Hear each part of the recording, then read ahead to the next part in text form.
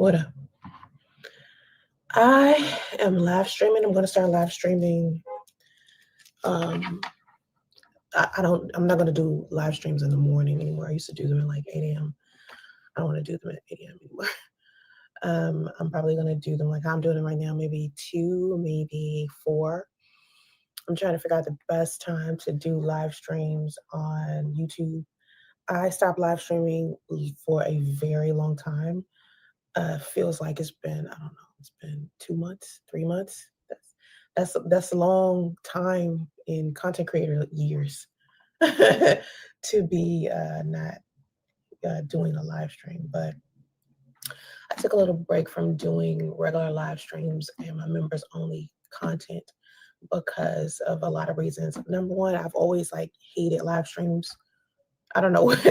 And I'm trying to like build a better or more positive relationship with me and live streams because I shouldn't feel the way that I feel. And I think I feel like this because of the early days when I was doing live streams, I was getting like trolled a lot. And trolling hasn't reduced or anything. It's like people still troll the same. But it's weird that people still feel comfortable with doing it when everybody is so comfortable with being themselves online. Of course, I think people who troll the most are the people who are afraid to be authentic, their authentic self.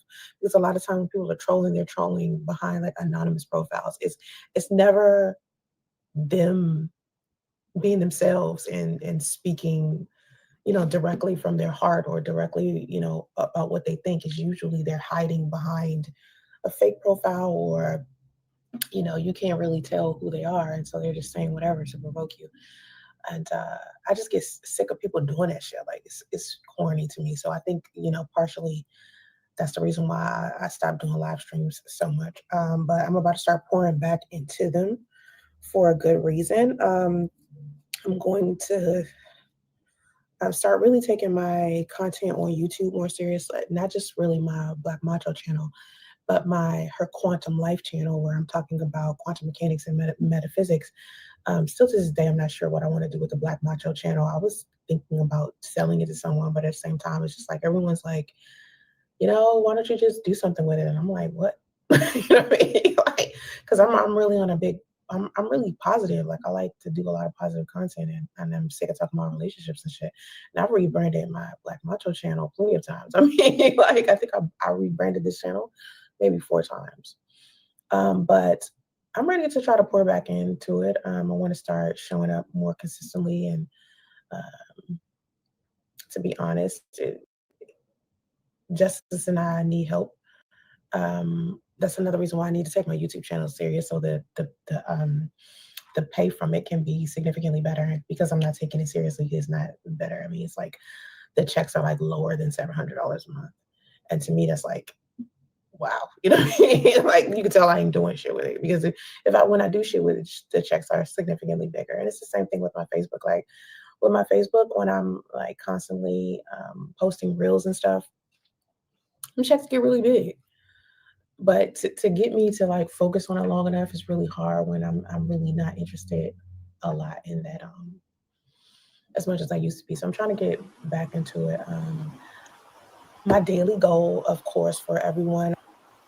Talking about checks are really big. Wow. Ain't that something? See how she can break all this down to making a check for YouTube and all the social media bulls.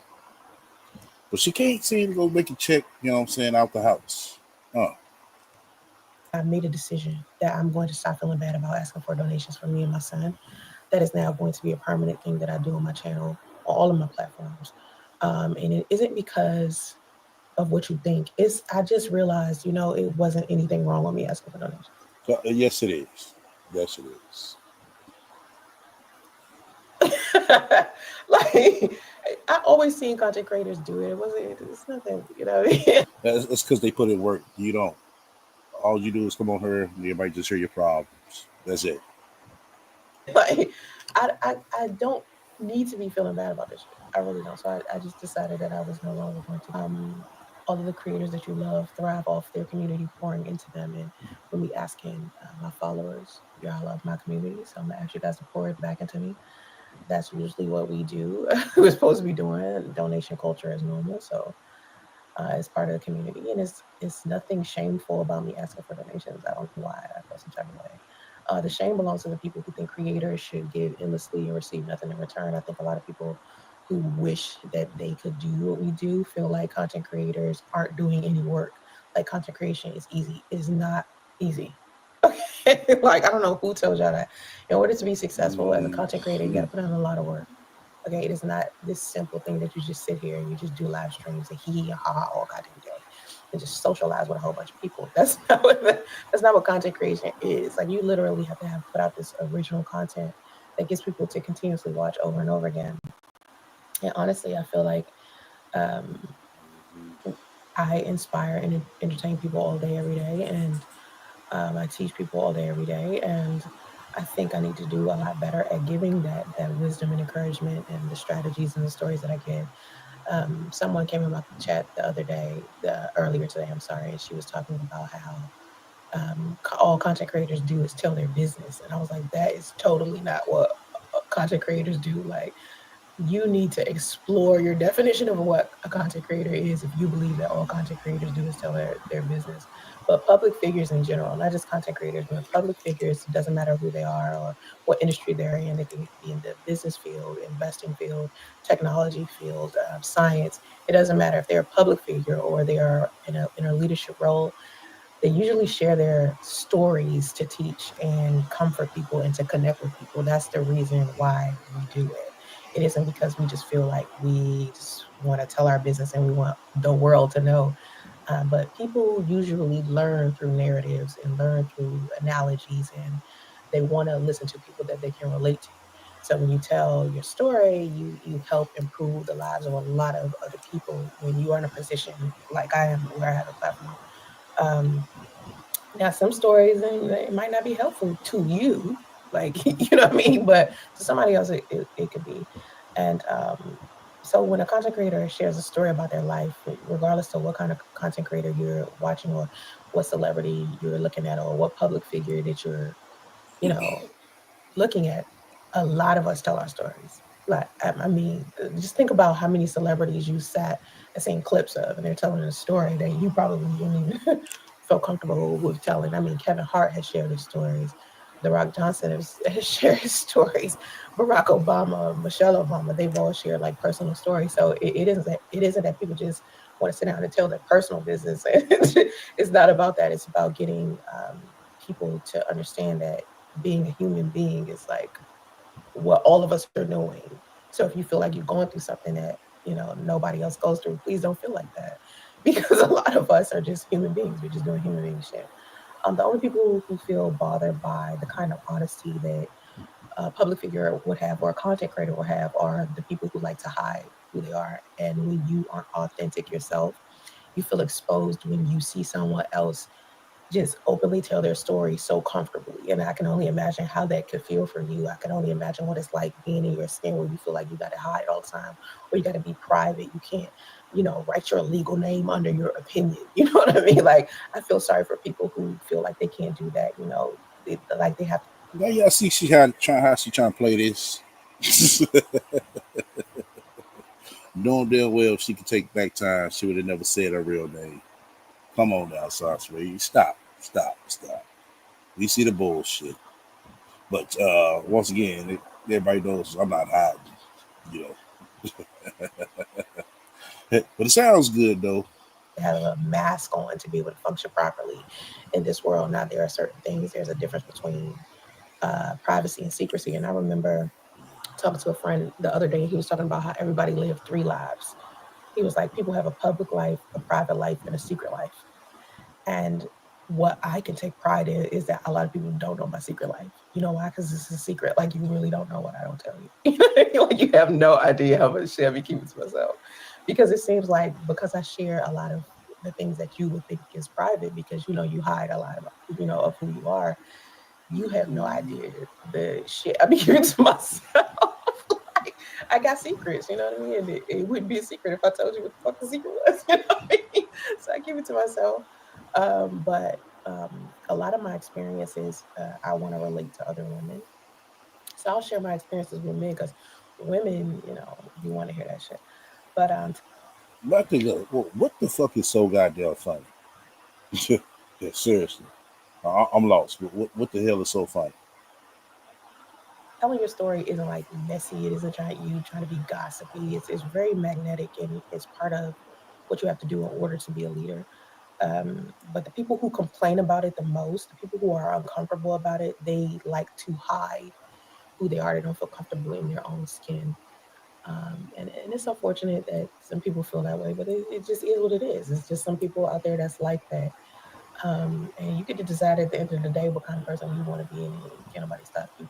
Anyway, if you feel like you're in the spirit of donating, please donate to my Cash App. I'm trying to get 30 donations a day to help stabilize the life of me and my son, and just Why don't you just get out there and work and stabilize that?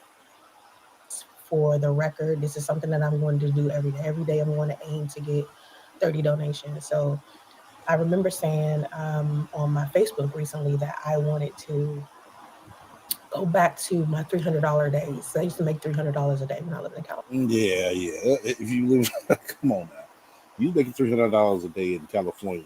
Why did you still need donations? Okay. It was easy to get that. And for a long time, It's easy to get that out there in California, but you're back in Atlanta, where you used to be. It ain't easy for you to get it. Oh, okay. when I moved to Georgia, right, that kind of like slowed down. I think sometime in like June, maybe, I want to say, things started to slow down significantly. But as soon as you got to Georgia, all these friends was anticipating for you to come back. Yeah, jobs lined up. What happened, Ray? What happened, Sasha Ray? Financially for me, because no, I want to say it happened when I moved here. It happened when I moved to Georgia, because I kind of stopped, like, you in a certain rhythm when you live in one way, and then you switch up your whole life. You got to find a new rhythm. And so I stopped doing a lot of things. Um, One thing that I'm definitely don't think I'm going to do here that I used to do in California is drive Uber and do DoorDash. Fuck no. I did that shit. I did this shit for a week, man. Atlanta, oh my God. Atlanta is fucking, oh my God. It's so much fucking traffic. Like all day, every day, there's no rush hour anymore. It's just fucking traffic every fucking where. And it's like, how are you supposed to drop people off and make enough money if you constantly in traffic all the time? Now, maybe if I could drive at 4 a.m. to like maybe 10 a.m., I would do that. But unfortunately, I can't do that because I have to, look after my son. Oh, well, sound like you need to get a babysitter. You need to pay for a babysitter. So I can only drive at a certain hour. So um, I don't think I'm going to be able to sustain, like, at least right now, I'm not going to be able to sustain You never can sustain nothing. You can't sustain your damn self. paying for a car and paying for the hotel at the same time, until I get in a better place financially across all everything that I do, just across all of my platforms. Oh, okay. So, what's the plan? Here we go with this platform shit. This platform shit has been going on for over 20 years, actually. It hasn't popped off. It hasn't. So, I guess you're over here trying to sell a story to the Facebook people. We're not buying it. You know it. Across any job that I'm doing. A lot of people think I don't work. I do work. But no, you don't work. Working is not really what's the problem is with me. But, oh, what's the problem there? It's more of I'm by myself. Oh, man, I'm by myself. You know what I mean? Like I could work harder if Work hard at it. there was someone helping me with my son. And No, no, no, no, no. Stop that shit. You had Kathy, you had Damo for 8 fucking years. You didn't work hard at it. So stop. putting him in daycare, I signed up for daycare childcare assistance from the state, and I'm still trying to work that out because he still needs a specific type of childcare. He can't go to like regular childcare because he has autism, of course. So I'm still working that out, but for the most part, I being what I wanted to talk about was basically being the type of woman who is in need. Okay. And when I say a need, I don't just mean financially. All right. I just mean in general, like just what it feels like to be in the position that I am in right now, where it feels like I need things. Now, from the outside looking in, we have two very different perspectives of the situation that I'm in. Because to me, it's like all I need is God. You know what I'm saying? Like Now you hear this shit.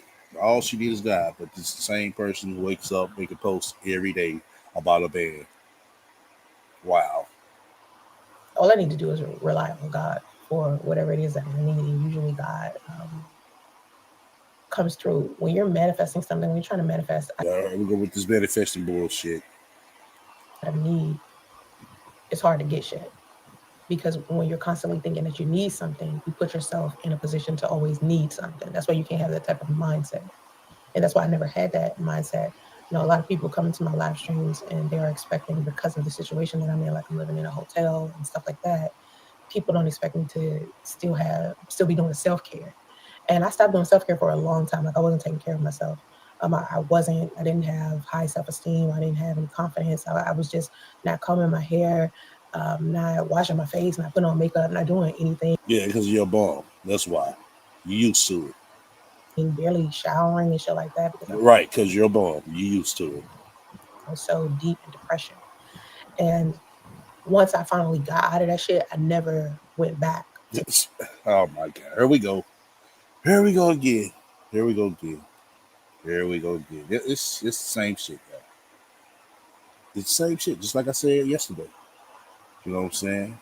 Big. Oh, I got a car. Oh, I got a house. Quiet. Back begging. Should now you're in the stage of begging. Right back. being that. I started, just continuously trying to get back to the kind of person that I was, where I was taking very, very good care of myself. And now I'm back at that person now. And I'm finna say when. You talking about now? You can't take care of yourself now. a lot of people are surprised that I still like work out, eat right, Work out where? We got time to do this. Somebody at the line, just slide our ass off. Bitch don't work out. comb my hair, put some makeup on, buy some clothes that actually look decent, because they feel like the type of lifestyle I should have, I should just look like I'm in survival mode all the time. And there's a reason why I don't look like that. It's because I'm wealthy from the inside out.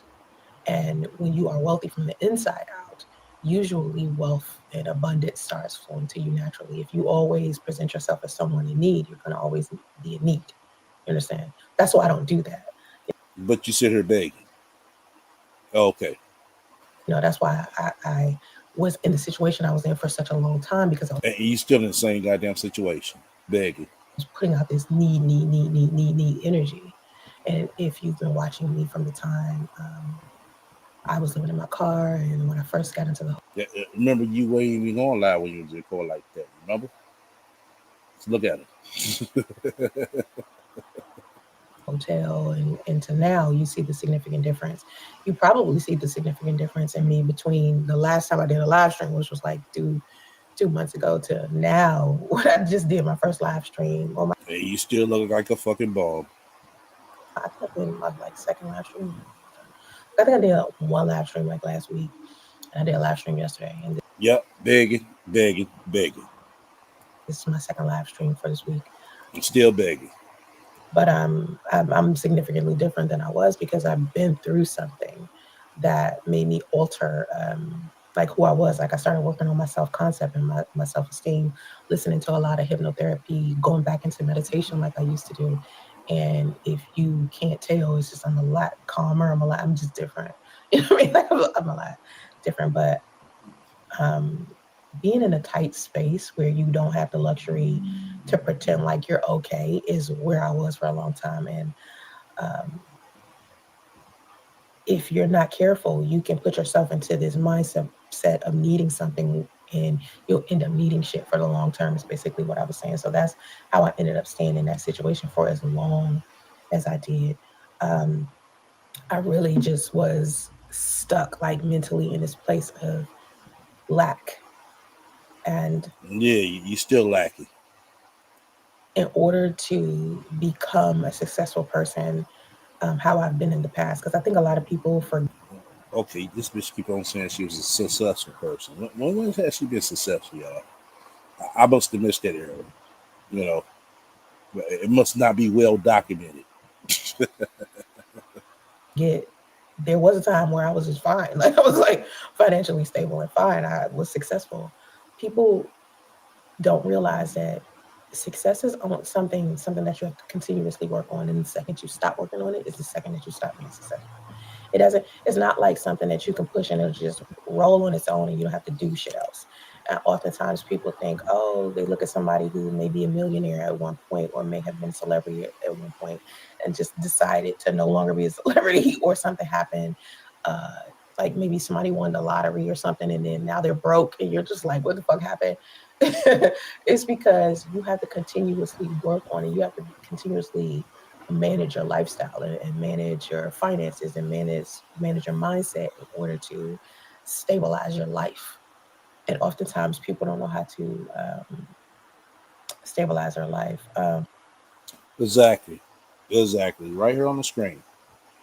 Exactly. The wise one said, I never seen someone who has nothing to show for themselves at 45 years old. Exactly. Nothing. But she's sitting here trying to tell us she was successful. Okay, when? This shit must not be well documented. Because we see more struggles and failures than shit the average motherfucker we know. You know? So she's getting on her now to basically to talk all this bullshit, yip yap and yap yep. And it's gonna be like a pre-segment where she's said her, oh, I'm talking about manifestation, and next thing you know, it's gonna veer off the chief. Watch. Mm. What ended up happening with me is I started working on my self concept significantly, and I did like a quantum identity shift. And oftentimes, when I talk about quantum identity shift, I'll say self concept or identity switching or something like that. And a lot of people might look at that like a little off because they don't necessarily understand the science behind or the neurology behind you changing your life or you transitioning into something better than you used to be.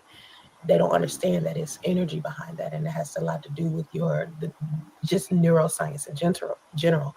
If you don't know a lot about neuroscience, you don't know, what you have to do in order to get yourself out of some shit, right? And it's people who've been living in some bullshit for decades, so they think that that's just what life is, and that's just not the case.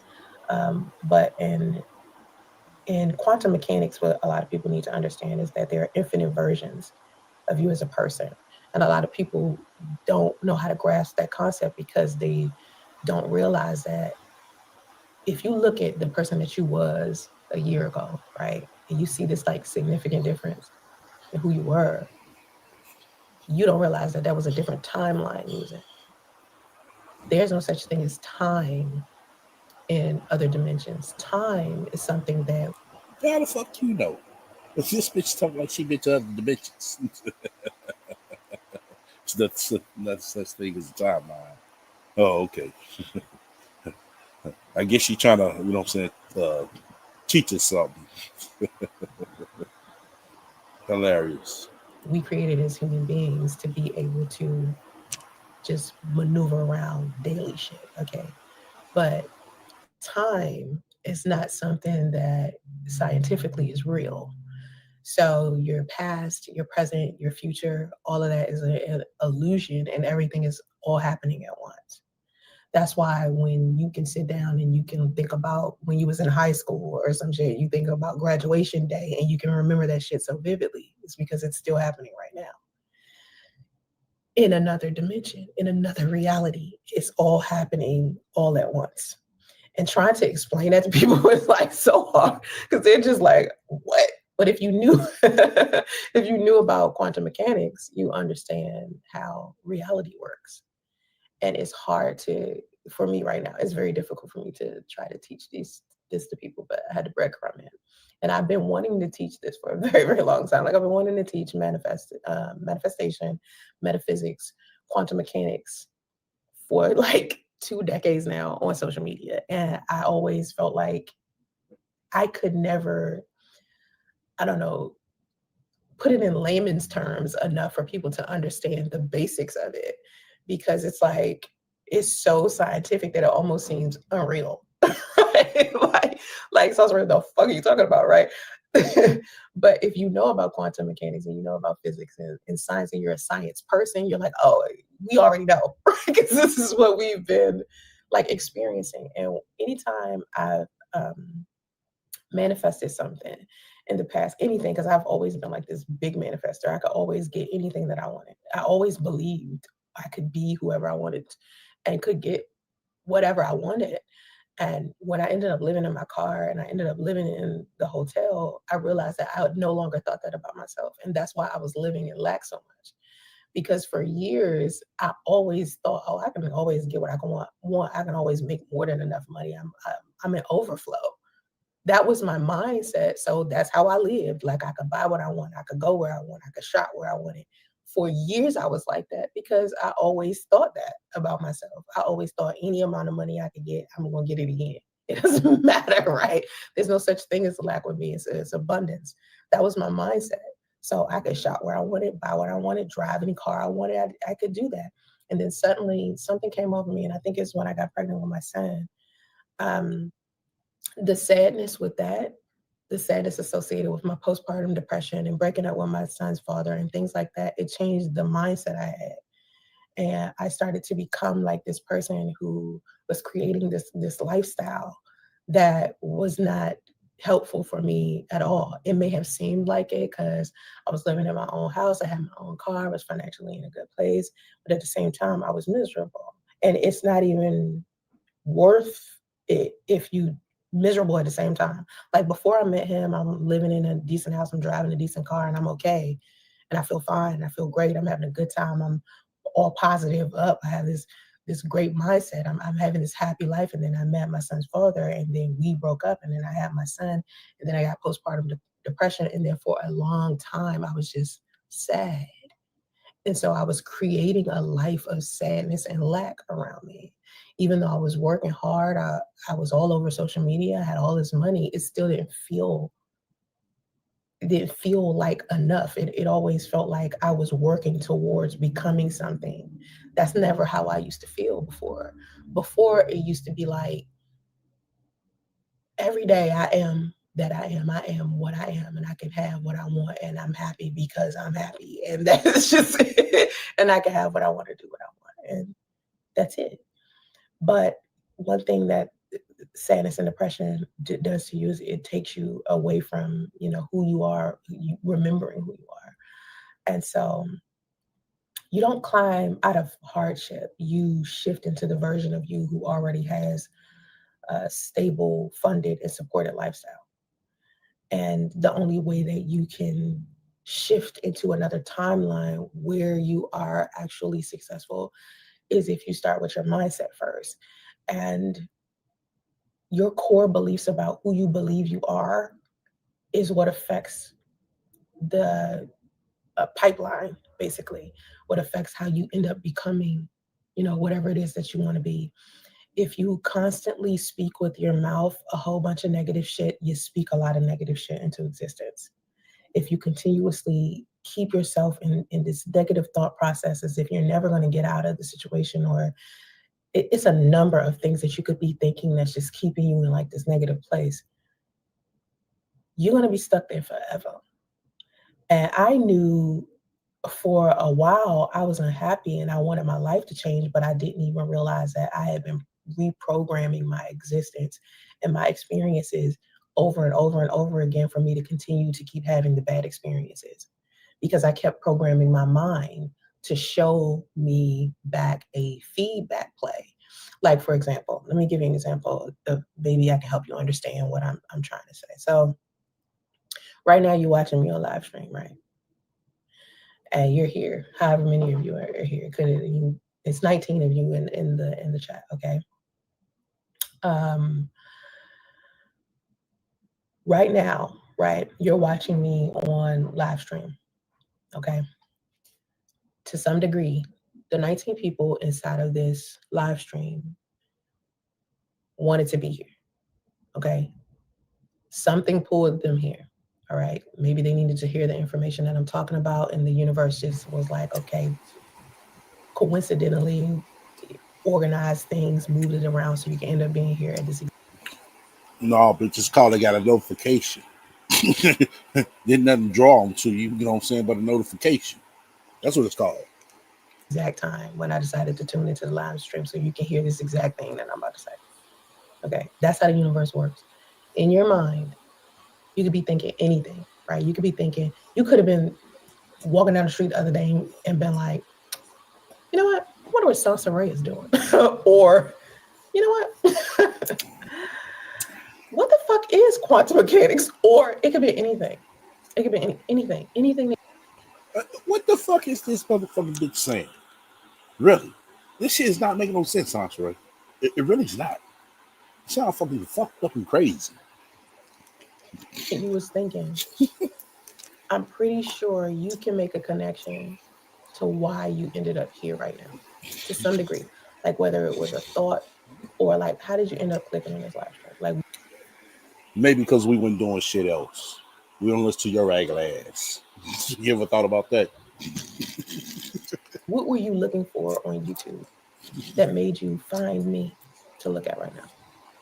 That's what you should put in the chat, and I'm gonna look at it in a second. But what's happening right now that you're viewing is a feedback play of some previous thoughts that you had.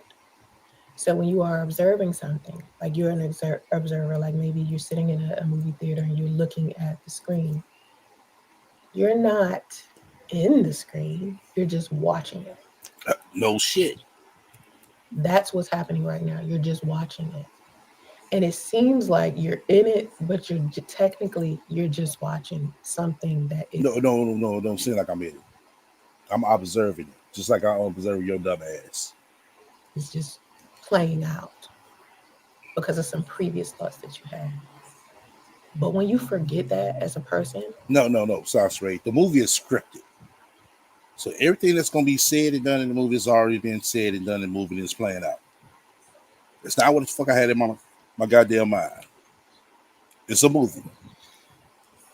you start looping the same feedback over and over and over and over and over again. So you keep having the same experiences over and over and over again. But when you realize that you're looking at something that is separate from you, and you are observing an experience, and you see something that you don't like, you could flat out be like, oh, fuck no, I don't like this. Let me switch this. And you start using your mind to say, okay, this is what I want to happen. I want to drive this car. I want to have this job. I want to make this amount of money. I want to live in this place. I want to have this type of relationship. I want my partner to do this, that, blah, blah, blah. And you just keep thinking about that, planning that. But at some point in time, you got to work towards that. It just ain't going to fall in your lap because you thought about it. Strategizing, imagining what you want it to be. Play a game like, wouldn't it be nice if it was 70 degrees outside and I was sitting in my, I don't know, Maserati with the windows down and I'm playing, I don't know, Stevie Wonder or whatever the fuck my favorite song is. And I just feel the breeze and driving down the street in my luxury car feeling good. Imagine that shit. Yeah, you can imagine it. But once again, you got to put in some work. Work. Over and over and over again. If you driving a jalopy right now, if your reality is playing and it's showing you driving a Nova or a beat up Honda or whatever the fuck you driving that you don't want a motherfucker drive anymore, stop telling yourself that that's what you drive.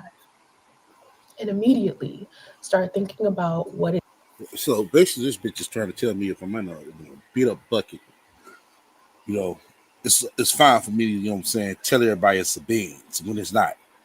Oh, okay. is that you drive. Not like it's separate from you, but like it's part of you. Like it's already with you, it's already yours. So, for example, if you wanted to drive, a Maserati, go onto the goddamn Maserati website. Go look at the goddamn Maseratis. Hell, test drive a Maserati. That's how I ended up with my Tesla. I test drove a Tesla a year before I got one. because I said, I know I want to drive this car. I know I want it, but I just don't know how I'm going to afford it. I don't know how I'm going to get it. I don't know what I just know I want it. So I would imagine myself driving it. And I went and test drove it so that I could continue to imagine myself driving it. And I didn't know how I was going to get it. I just knew that the universe was going to create a way for me to get the shit. And that is exactly what the fuck happened. But why didn't the universe create a path for you to maintain it? You know?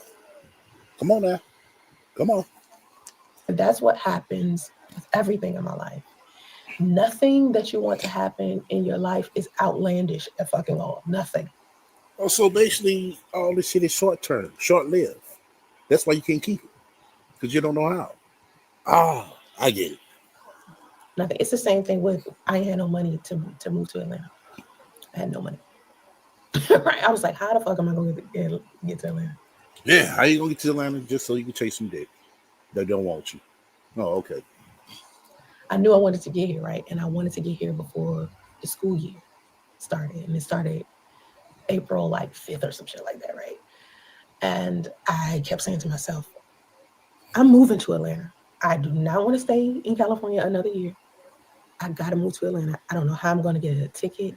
I don't know how I'm going to deal with all of the stuff that I got to deal with, like all of my stuff in my storage unit, all of my everything. I don't know how I'm going to deal with the shit. All I know is I need to go back to Atlanta. So instead of me worrying about how I was going to do it, when it was going to happen, I said to myself, I kept imagining myself in Atlanta. I kept imagining myself walking through the airport with my son, dragging our suitcases, getting on the airplane, getting to Atlanta, where I was going to live, what I was going to do, who I was going to be kicking it with. That's all I kept thinking about. I can still replay the stuff that I was thinking in my head. I can still replay it, the very things that I was thinking. And I just said, I know I'm going to get to Atlanta and I know I'm going to get there on time. I'm going to get there on time. And oftentimes when people are talking to you about manifestation or quantum mechanics or changing your lifestyle, transforming, oftentimes they tell you not to worry about a time frame because like I was saying earlier, time isn't real in science when it comes to the quantum field. There's no time. There's no such thing as time. And I'll probably do another video about time so you can understand like why why it's like that. But you can't focus on time, right? But because I've always been a great manifester, I have been able to say, okay, I want this to happen at a certain time, and it does it every single time. But I got it to be that way by saying, this is the time that I want it to happen. Okay. If it doesn't happen in this time, I know the universe is giving me something better. I just try not to think about it too hard. And I only think about what I want and when I want it to happen. And I chronically think about that shit. And can't nobody tell me shit else about it. Like I have so much conviction for it. And that's how it was when I wanted to come to Atlanta. I was like, I don't know how I'm gonna pay for this shit. I don't know how I'm gonna do this shit. I don't know how the fuck I'm gonna get out of here. I don't know what the fuck. And I just kept saying, I don't know. But I do know this. I want to be in Atlanta by such and such and such. And I just kept thinking about being in Atlanta, flying to Atlanta. This is Atlanta. This is where I'm gonna live. This is what I'm gonna do. This is where I'm gonna go. And that's all I thought about. And let me just tell you, one day, $2,000 just popped up out of nowhere. Like, why? You know what I mean? No real reason. Suddenly, I had access to $2,000. Just suddenly. Now you see, what's she coming on her begging to get to Atlanta as well? Money to get to Atlanta as well. The $2,000 just popped out of nowhere. Uh, So she manifests that. She ain't get no help in it. She manifests that. Uh, And on a day when I wasn't even supposed to have it. And one day it was just right there. Like, it was like, how the fuck I get? I ain't question that shit. Inspired action. I bought them tickets. I bought me a U-Haul truck and started unloading my storage unit and started giving my stuff to Goodwill and started doing whatever I needed to get to cleaning out my hotel room, packing me and my son stuff up, and I left. That's how easy it was. But you gotta let it go. You know what I mean? You gotta say what it is that you want. Make up in your mind that that's what's gonna happen, and that's it. Understand what I'm saying? Like you have to think of yourself as the person who is already in that timeline or in that reality. And when I was living in my car, I wasn't thinking like that. I stopped thinking like that altogether. My mind was on so many other things that was sad and depressed and all types of stuff that I forgot who I was. That's why I ended up being in that situation for so long. And that's how I ended up being in the hotel.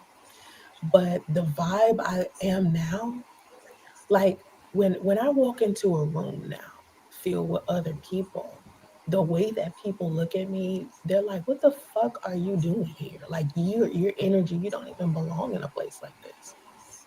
Like, why are you like, why do you live in a hotel?" Like, they look at me like, "You're a celebrity. Like, what the fuck are you doing here?"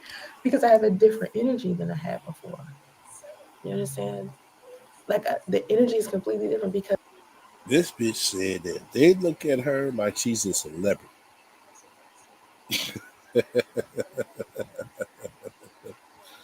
Oh my God. I tell you. I tell you. I switch into a different like self concept. So my self concept changes the energy and the aura around me altogether. So when I walk into a room, anywhere I go, it doesn't matter where I'm going, people treat me different than they did before when I had a completely different self concept because I had forgot who I was. All of the memories that you have, whether your desire is to drive a Maserati or get a ticket to Atlanta or whatever it is that you want to do with your life, right? It's in your mind for a reason. God put that into your head for a reason. It's not because it's something that your mind created. It's because it's a memory from another alternative reality. And it's already yours. It's already yours. So all you got to do is pick it. And that's how I was living before. That's how I could get anything I wanted. Anything. I don't care what it was. Now, me, I don't dream as big as some other people. Like some people would be like, I want a big ass mega yacht with the blah, blah. I don't want all that shit. All that shit. Some people want that. I want a big ass 52-room mansion with a nah. Like me, I want a luxury home, but I mean it ain't that serious. But I have forgot who I was. And and it like I said earlier, it happened when I got pregnant with my son. That's why you have to be careful also who you choose to interact with and how you respond to what you are observing. Because when you are observing something that you don't like I said a minute ago earlier in the live stream, when you're looking at the playback, like you're looking at this movie, you're looking around at your life right now, and you look around the room and you see who's sitting next to you, and you see if the TV is on, and you look out the window, you see cars driving by, or you look at your relatives or your girlfriend or your boyfriend. That's all a playback of some previous thoughts that you had. Okay, so if you don't like something that you're seeing directly in front of you, maybe the kitchen is dirty. Or maybe, I don't know, your next door neighbor is irritating the shit out you, right? It could be anything, anything. If you keep saying, my neighbor is irritating the shit out of me, that's what's going to keep playing. It's going to keep playing over and over and over and over because you're reprogramming your experience over and over again. You think about it here, it shows you, it projects. Think about it here, projects. You think about that's why when people be like, it's perspective. That's your perspective because that's true. Whatever you think about chronically, and it isn't every thought you think of. It isn't like, oh, tarantulas are, taking over the planet outside. These giant tarantulas are, spewing out webs and they're killing all the people. It don't just happen suddenly like that. It's something that you think about chronically and you have an emotional attachment to, and you are the only one that gets to decide what things mean to you. A lot of times when things are happening to you, you assign a meaning to it that someone else told you to have. Like, who the fuck told you to think of this in that way? Who the fuck told you that what your neighbor is doing is actually something that's getting on your fucking nerves? Did society tell you that? Did society tell you that, every time someone, let me tell you someone, they used to bother me. Someone, when I lived in my house in California, someone would park in front of my house. And I hated that shit. Because I would look out the window and I would see their car there. And I'm like, why the fuck do they keep parking in front of my house? But it's because they couldn't park in the driveway, because when someone needed to leave, they would have to pull out of the garage and out of their driveway to leave. So they kept parking in front of my house and it was bothering me. But why? Why the fuck was it bothering me? Who told me some shit like that should bother me? When you let shit like that go, when you see it, you be like, I don't really like that, but whatevs. You know what I mean? One day, motherfuckers will stop parking in front of my house. It's cool. Next thing you know, no one's parking there. That's what ended up happening. It was getting on my nerves. I kept saying, this is getting on my nerves. This is getting on my nerves. This is getting on my nerves. And every day, that fucking car would be right there. I would be like, God damn it. And then one day, I was like, you know what? I don't even care anymore. I don't even care anymore. You know what I mean? I'm like, fuck it. It don't even bother me. And that's when the car stopped being parked there. I don't know what happened to the dude. I don't know if maybe he lost his car. Maybe the person moved and they didn't have to park their car. Maybe that was someone's boyfriend's or girlfriend's car and they broke up. You see what I'm saying? That's how flexible the universe is for me. When I don't let shit bother me and I respond to shit in oh, well, I can get something better. Oh, well, this is what I would prefer. But if it doesn't happen immediately, then you know what I mean? Something better happen. When I think of life in that way, everything starts happening for me the way that I want it to happen. Every single fucking time. If I just chill. Let me tell you about yesterday. Yesterday, right? I had all this fucking resistance. I was like, I talk to the manager of this hotel often. Like me and him, he-haw all the fucking time. And yesterday I seen him earlier and we were talking and he did not tell me this. He did not show me this. We were talking. This is the 1 day notice to pay or vacate the premises. The manager didn't talk to me about this. We had seen each other, I think, like 3 times, and he didn't say anything about it. And so I'm laying on the bed, but I remember right before I'm laying on the bed, I was like, I think I said it 2 times. I was like, I hope you don't throw my ass out of here. I was like, oh my God, I'm scared you won't throw my ass out of here. Next thing you know, this comes under the door, dog starts barking. Because I thought it up. You understand what I'm saying? I have been talking to the manager all morning. He didn't say anything about this. Do you understand what I'm saying? I thought it up. Because I started chronically thinking about it. But then I didn't want to ask for donations, right?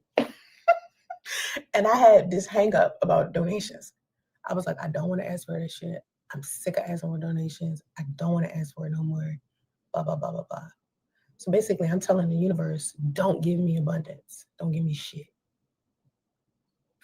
Because I'm cutting off abundance. Because you can get, like, the thing about abundance is it comes in many forms. Like when you want a certain amount of money, right? You can't be stuck on how to get it specifically. You got to let it flow to you how it comes to you. So that's how you get wealthy. You just be like, okay. Abundance comes to me, wealth comes to me, just flow to me naturally from every way possible. It doesn't matter how it comes to me. But the second you start saying how you don't want it, whatever way you say it, is when you're not going to get it and you start getting breadcrumbs. because you have a negative feeling towards one way of getting it. You feeling negative about one way of getting it will stop it altogether, right? So when I start feeling like I don't want to ask for donations, and I started feeling like this like a month or so ago, I was like, oh, I hate asking for donations, right? I never really felt comfortable with it, but I kept saying I'm sick of asking for donations. I don't want to ask for donations anymore. I don't want to do it. I don't want to fucking do it. Money from all over the place stopped flowing as much because I had a negative feeling towards it flowing to me. How I want, because see, the universe wants freedom. It wants the freedom to send you everything. It works for you. It works with you. It's you, basically. It's giving you everything that you want, but what you're doing is blocking it when you say, I can only get this thing one way.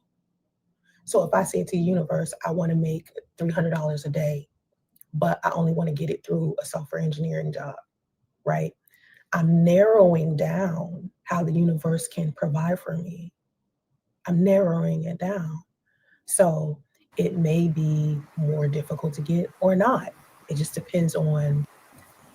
It's been over 8 fucking years, and this bitch is still talking about a goddamn software engineering, computer programmer, computer this, uh, data analyst this, and this bitch still ain't made a dime or a fucking dollar out of that shit.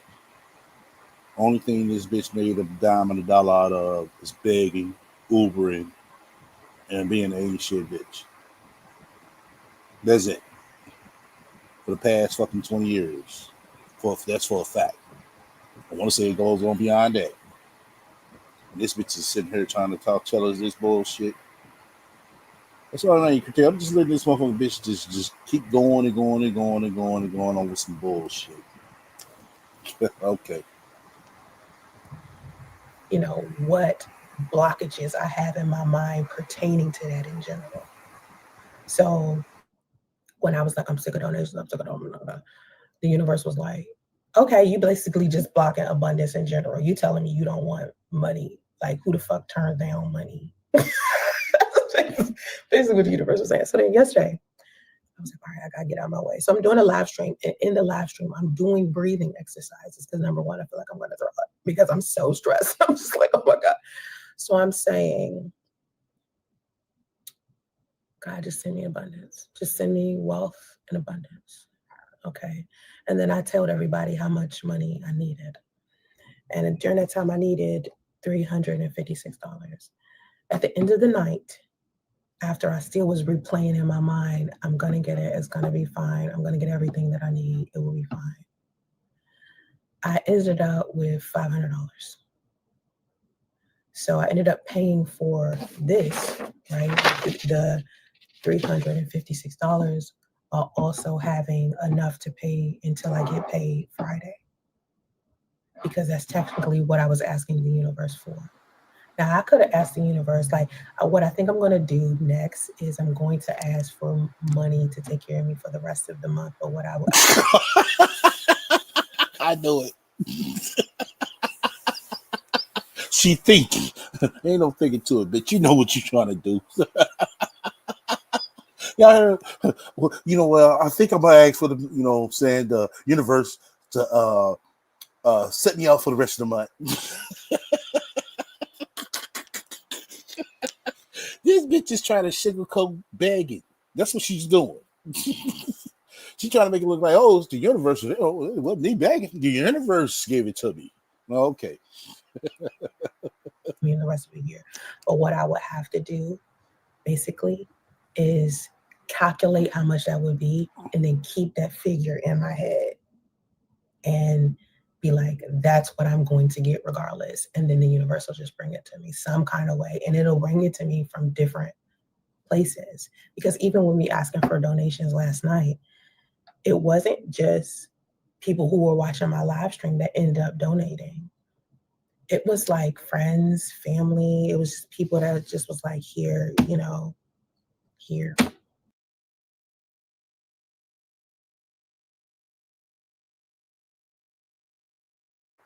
Oh, my fault, y'all. If you got friends and family, why is she coming to the internet begging? Oh, it just wasn't people on the internet. It was friends and it was family. Oh, okay. Well, call them up and tell them about this, you know what I'm saying, manifestation bullshit. Yeah, do that. You know? I think that sounds more better, don't you think? It was coming from like different places. And then magically I got a child support payment. And usually my child support payments come Saturday mornings. And it came yesterday. You see what I'm saying? So if your child support came yesterday, all you need was $100 and something dollars. Probably just $100 if I'm correct. Yeah, this bitch is over there scamming. Yeah, you're scamming sounds correct. it flows to you how it wants to flow to you. You can't control that part. And when you try to control that part is when it's harder to manifest what you want out of life. So the quantum field, the way the quantum field works, it doesn't respond to who you pretend to be. It simply responds to who you decide you want to be. Once you say, I'm the person that's going to pay for this room in full and everything's going to be fine, it says, okay. And it starts doing everything it can to help you confirm and continue to be that person. What ends up happening is you start having all of these negative thoughts and shit, and you're fighting against what the universe is trying to give you.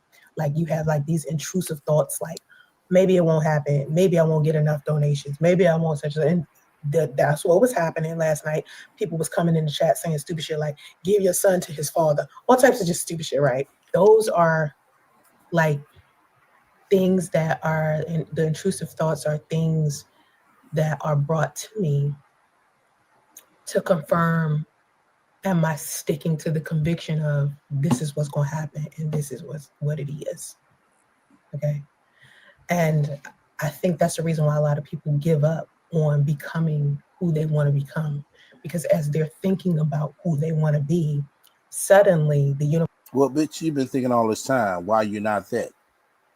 will also be sending you confirmations to prove that that's definitely who you want to be. Like, say, for instance, and I think I was talking about this the other day. I was talking about, I don't know if anybody was even watching this live stream, but I was talking about how I kept asking the universe to show me a horse and carriage. And for weeks, I got mad. Ask the universe to show your ass a house. Why don't you do that? This bitch is trying to ask the universe for everything but the right thing. Oh, okay. Because I didn't see a horse and carriage. But the reason why I was asking to see the symbolism of horse and carriage is because for a year, I've been wanting to get engaged by New Year's. I kept saying, I'm going to get engaged by New Year's. But for a long time, I didn't know exactly how I wanted to be proposed to. So once I figured out, I said, oh, I know how I want it to be proposed to. I want to be a horse and carriage. I want to be in Atlanta in a horse and carriage. Now, I don't know if they still do horse and carriage in Atlanta. I don't know if they still do that, but a long time ago, I paid for myself to do horse and carriage. And I said, when I do get engaged, whoever I'm getting engaged to, they're going to propose to me in horse and carriage. I thought a fucking engagement was supposed to be a surprise. Tell me if I'm fucking wrong now. I thought this fucking, engagement shit supposed to be a surprise. Now you tell me motherfuckers are pre-planning the engagement with the woman, let her know what it's gonna be. Oh, okay. And I figured this out like a month ago, which is weird because I had been thinking about getting engaged, but I never knew what I want my proposal to be. Right. And so I was like, all right, universe, if I'm going to get proposed to by New Year's Eve, can you please show me proof that that's what's going to happen? Show me horse and carriage. So for weeks, I was like, how come I can manifest just about any type of symbol? I can always manifest a symbolism first. I was like, how come I ain't seen a horse and carriage yet? Like, I could ask the universe to show me a purple giraffe, and it will find a way to show me that shit. Ask the universe to show you a job. If I say to the universe, show me some butterflies, that was the manifestation I asked it to show me before I asked for a horse and carriage. I said, show me a woman engulfed in butterflies, like a massive amount of motherfucking butterflies, right? I just want to see it. to let me know I'm on track. They showed that shit to me. I was just scrolling like one day. I was like, oh my God. I seen a picture of a lady and she was standing like in like this field with a shit ton of butterflies. And it took maybe a half a day, a day and a half for me to see that. So with the horse and carriage, I'm going on like my 3rd week of horse and carriage. Like, why the fuck have I not seen this goddamn horse and carriage? And so I was like, fuck this. All right. I am the woman. This one day I just said this. I was just in the car. I think I was like dropping somebody off. I was doing like Uber or some shit. And I dropped this girl off and I was thinking in my head, because she took me to like this mall that was like, I think it was like the Mall of Georgia or something like that. She was this mall. And I was thinking in my head, I was like, fuck this. Okay. I am the woman who gets proposed to in horse and carriage. And the universe was like, okay, like finally, you're saying that's who you are. Because before I knew that's what I wanted, but I never said that's I'm that woman. Yo, why don't you tell the universe, I am the woman who needs a job and a house, a 2-bedroom house or apartment. Why don't you say that? You sit here saying all this unnecessary bullshit, but you ain't telling the universe that you need a house. You know? I never said it was me. I just said it was what I wanted. I never said I am the person that this is going to happen to until that moment, right? And I was like, all right, show me the horse and carriage if that's what's going to happen. And so I dropped her off and I turned the car around. And guess what I saw? Guess what the fuck I saw? I saw a Mustang Mach-E just sitting. Mach-E, not Mach-E. Right there in my motherfucking way. White. And every time I thought about the horse and carriage, the carriage was white and the horse was black. So when I turned the car around, right there in front of me, a white Mustang Mach-E. Mach-E. I was like, Mustang is a horse. Mustang is literally a carriage. No, the fuck it's not. Oh my God, man. It's white. And it had like black tint on the windows and it was like an outline of black around it. I was like, oh my God. All of this time, the universe had been showing me the Mach-E's because the Mach-E's. That wasn't even the first time I had seen a Mach-E. I had seen a Mach-E and I was like, yo, I need to get this car. And I just kept saying, I need to get this car. And I said that shit for like 3 weeks. And I seen it, I swear to God, I seen it like 5 times. And nothing in me said, that's horse and carriage. Damn, you never said, oh, I didn't get this house. But that's the symbolism that the universe does with me. It shows me what I ask it for. And sometimes it'll show me it in that way. And for some reason, instead of me realizing the symbolism of the horse and carriage, I was looking for the physical horse and carriage. Like I was like, how come I ain't seen this yet? But it was showing me over and over and over again. And I was seeing, I was like, I gotta get this Mach-E. I want this Mach-E. I gotta get this Mustang. And I didn't see until the moment I said, I am the woman who gets proposed to in the horse and carriage. And until I said that, I ain't see it. And so I am is some powerful shit, by the way. Anytime I start off a sentence with I am, whatever the fuck it is, it happens after that every single time. So self-concept is like a magnetic field. It's like a electromagnetic signature. You start pulling in everything that's associated with that immediately. Like the second you say it, I promise you, it does it every single time. And if it doesn't do it for you immediately, like say for instance, you see me talking about this, so today you decide you want to start working on your self-concept, right? You're like, fuck this, I'm gonna work on my shit.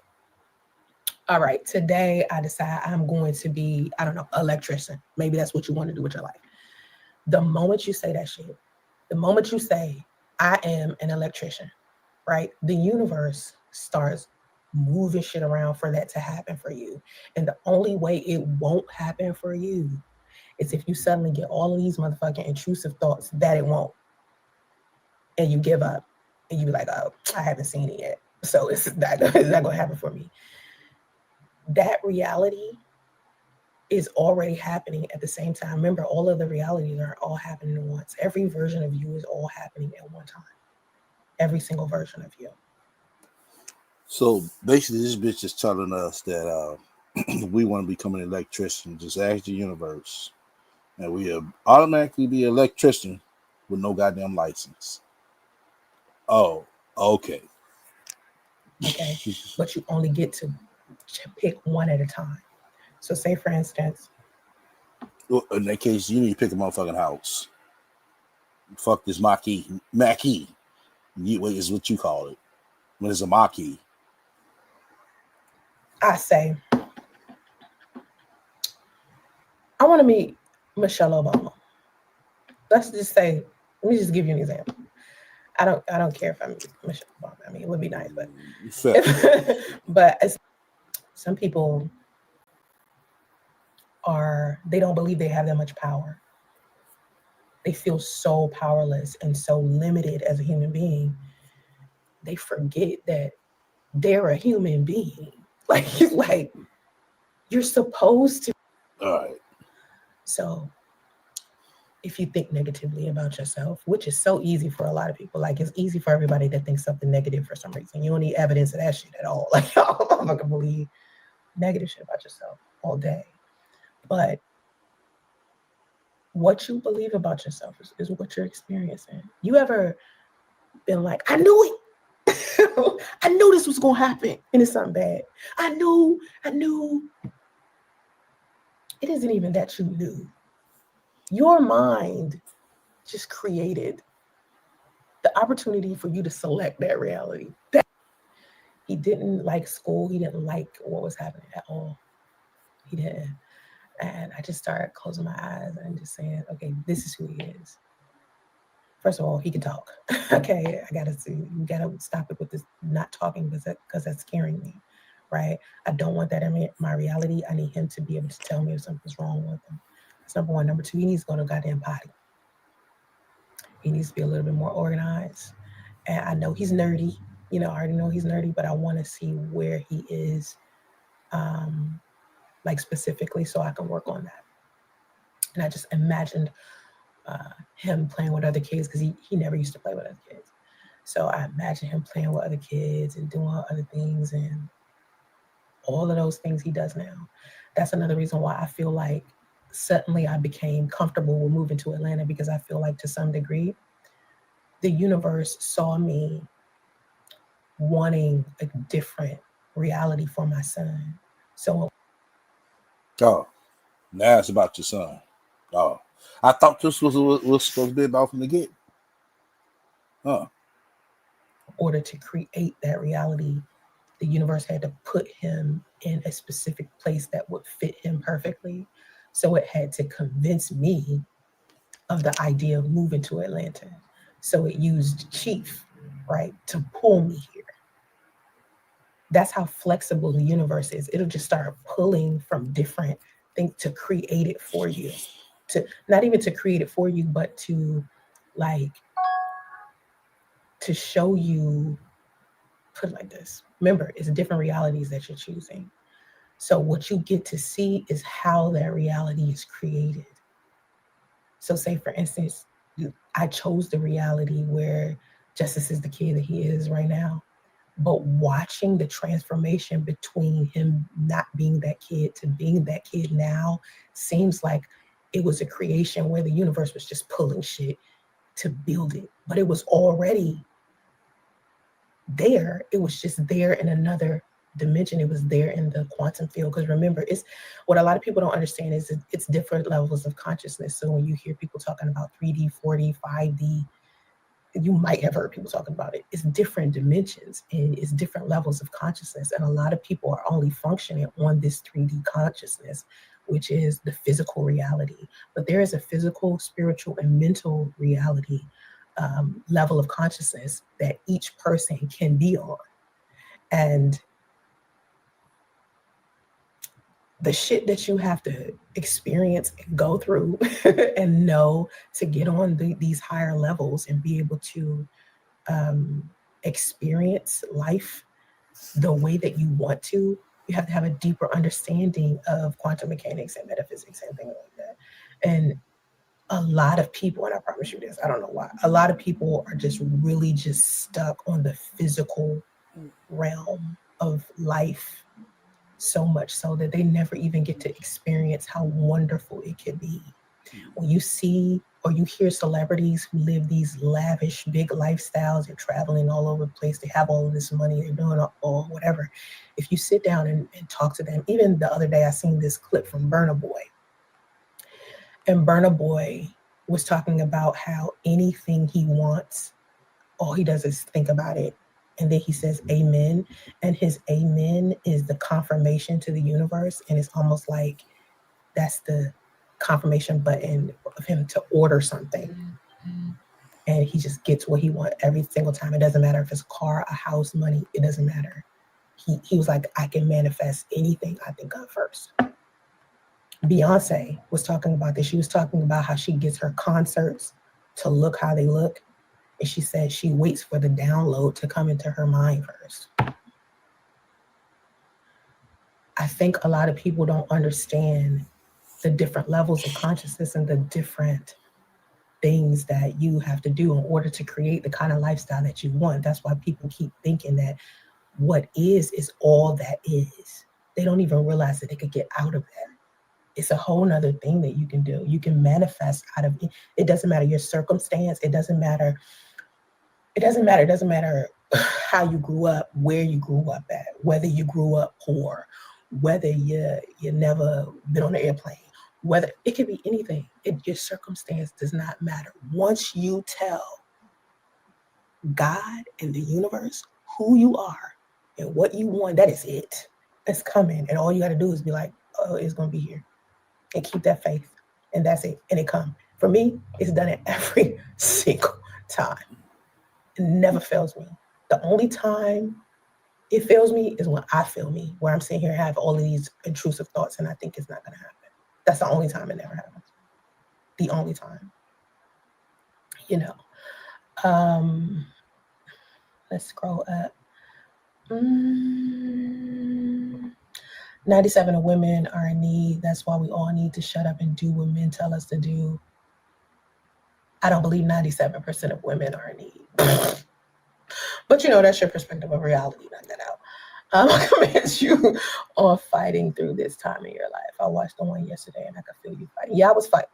Listen, because I was trying to stay in the mental place that I needed to be in order to manifest what I need to manifest, because it's very difficult when you're in the thick of some shit and you're like, this is just, I'm not triggered by this.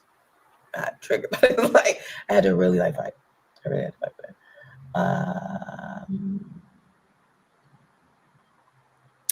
Manifesting things isn't a delusion. Like, I'm not telling people to have this is not a fairy tale. This is not a Disney movie, motherfucker.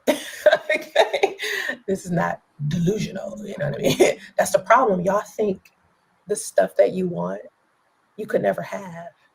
That's why you don't get it. Because you think you can never have it. Remember, you think you can never have it. So the universe is like, okay, you will never have it. Think you can have it, and you will.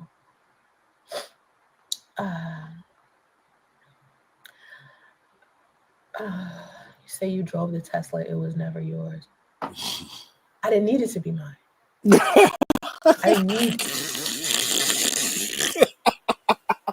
She didn't need it to be hers. Wow. Boy, I tell you, short lived. I didn't need the Tesla to be mine. I just wanted to experience it. So I experienced it. Oh, first of all, I would never buy a car. I think people who buy cars are dumbasses. What? That's one thing to say. I would never buy a car. I prefer to lease or prefer to rent. But you sit here talking about just buying a car, just flat out, just being a dumbass. Nah, I don't agree with that, Sasha Ray. You need to be leasing a vehicle. You know why? Because they depreciate in value. And when you buy a car, you then have to pay for the insurance and the maintenance and this roadside assistance and all this extra shit. So you're actually paying more monthly than you would if you actually lease that whip. Lease that whip. You know what I mean? Don't buy a car. Don't be an idiot. Okay? Don't buy a motherfucking car. Don't take out. Listen, a car loan is a product from the bank. All you're doing is buying the bank's product. That's it. Because even when you take out that loan for your car, the bank owns your car. You don't own your goddamn car. If you paying a car note right now, you don't own your goddamn car. That's a motherfucking lie. That's a lie, Sansaray. You buy the car, you buy the car. You know, you can easily pull out equity in your car as well, Sansaray. You can always refi your car, Sansaray. But this is the one who knows about finances. Oh, okay. You don't own that shit, all right? Do not take out an auto loan. If you're going to get a car, lease that motherfucker. Because, listen, unless you driving all up and down, like some people drive up and down East Coast and all through the shit, then you need to save up enough money and buy the car with just however much it is. So you need to save up. If the car is $25,000, then save up $25,000. Do not, I repeat, do not take out a car loan.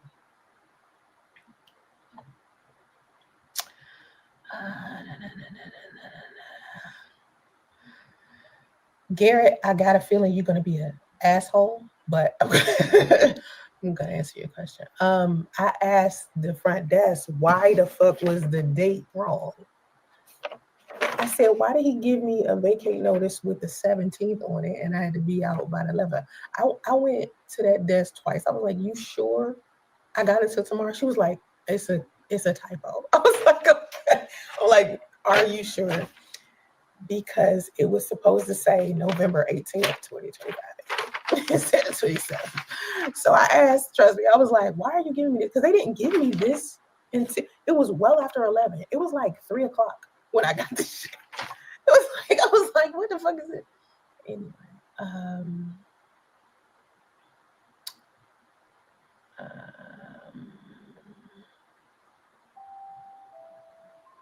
oh, see, no. It's 3 o'clock. Oh yeah, I blocked somebody who was this Garrett person. The second you mention my son's father's name, out of here. Privilege is gone, bitch. You was being a bitch before that, but definitely when I got to that post about you accusing me of controlling, I don't control nobody. I don't control shit. I don't control people. I can only select a version of them if I can deal with. If they can't meet up with that version, if I want a better version of them and they can't be that version, universe spit them right out of my reality. That's how it goes.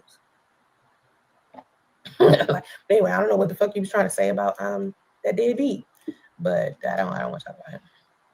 Irrelevant. Yeah, girl, you smart as shit. Nisha. Nisha. Good idea. Buying a car is done when you take out an auto loan. Listen to what I'm saying. Taking out an auto loan is dumb. When you drive that car off the lot, it depreciates in value the second you do it. It makes no sense. It's not worth what you're paying for.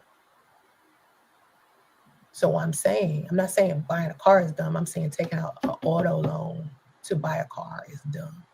If you want a car,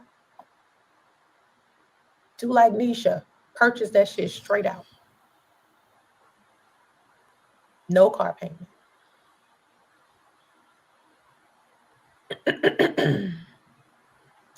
Listen,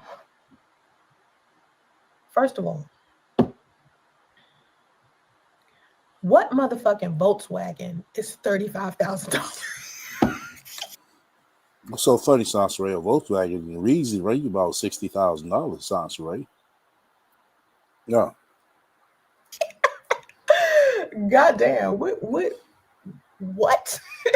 First of all, ain't no Volkswagen on the goddamn planet worth $35,000. Yeah, that's a lie. It goes to show you how much, you know what I'm saying, how behind time you are. Times change, Sansa. Miss Financial Advisor.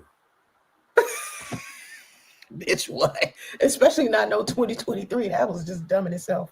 That's number one. Number two. Number two.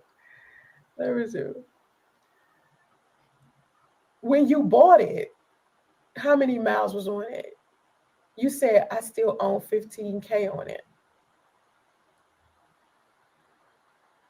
It wasn't even worth the $35,000 you spent on it.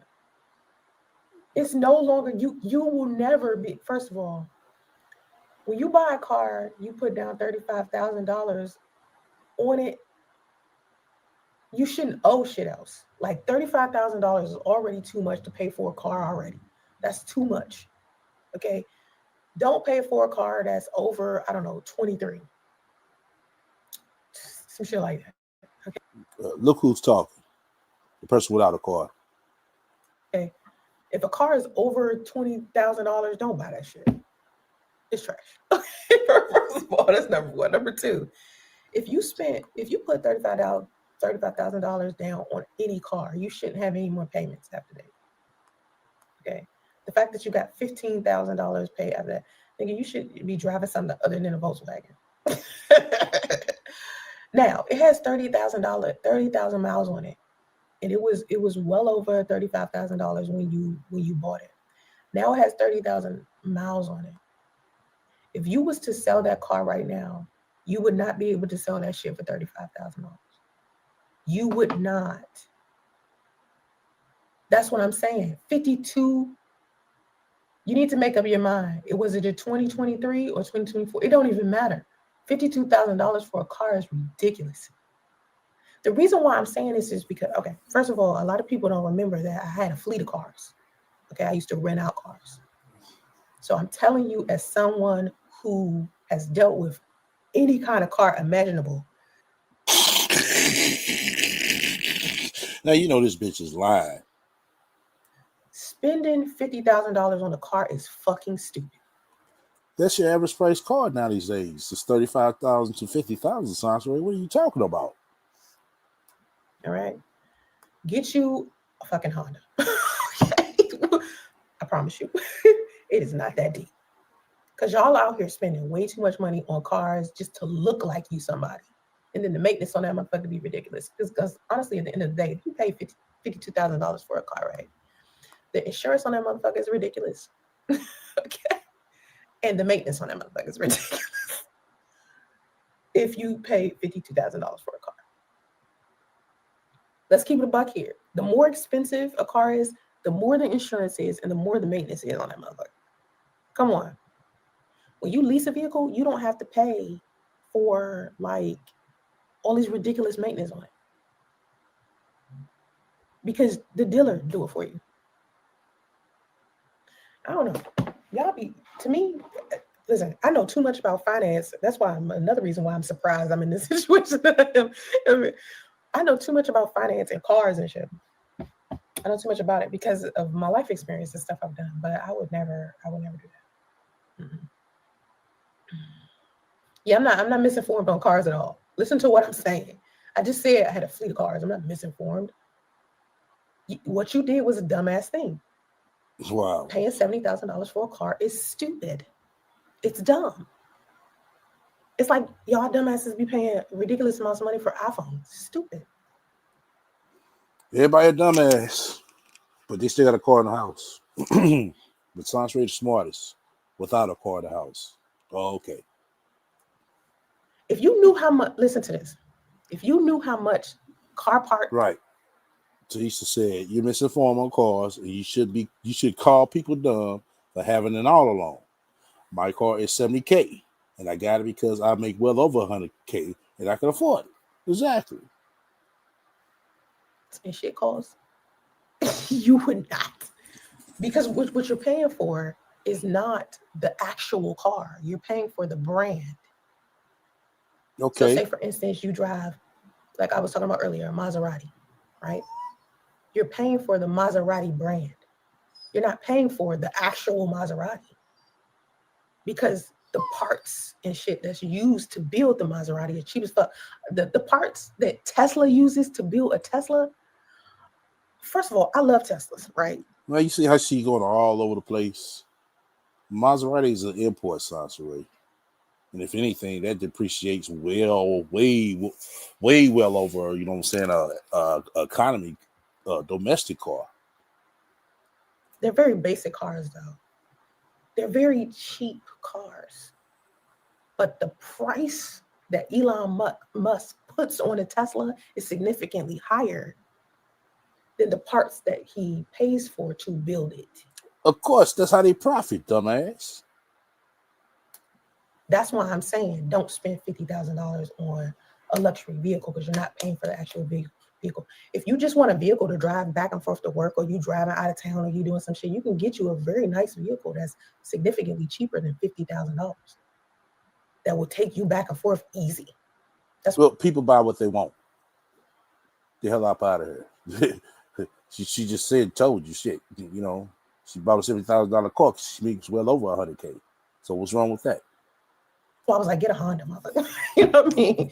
But when you buy these like luxury cars and shit, yeah, it may look uppity than a motherfucker. Yeah, it may look good, but it's not worth all that. It depreciates in value with time. Now, if you got a collectible, let's say for instance you collect cars because you do car shows, or you know, like, you don't trade in cars. You don't know. You don't know. That's a whole nother conversation. But going out and buying these luxury cars and taking out a loan for that shit is stupid. Because number one, the loan, again, and I just say this, the car loan is the bank's product.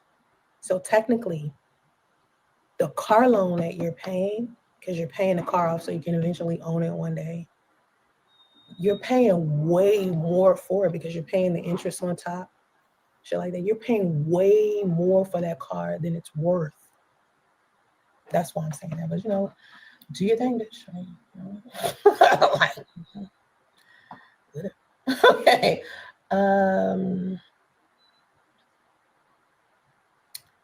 I mean, listen. Cars depreciate. This is what I'm trying to tell them, but they don't want to listen. They don't listen. You don't want to hear it. They don't want to hear it. People don't want to hear how wrong they be. Like, you got to think this shit through. The reason why I know what I know is because I had a fleet of cars and I was renting them out to other people in California. And then I decided one day I was going to take out a loan for a Corolla.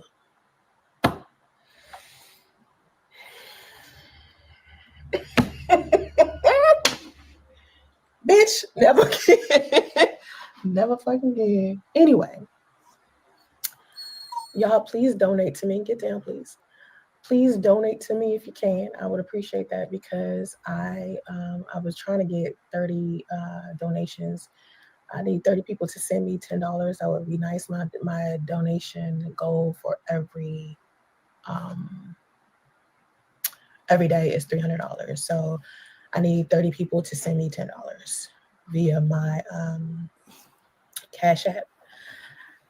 I am going to start really promoting Cash App really hard. Yeah. Look at her. Begging. Not just because I want people to donate to me because of it, but because I'm gonna try to be like their ambassador. I'm gonna try to work out something. You want to be a Cash App ambassador. Boy, she over there saying anything that sounds good. Something with Cash App.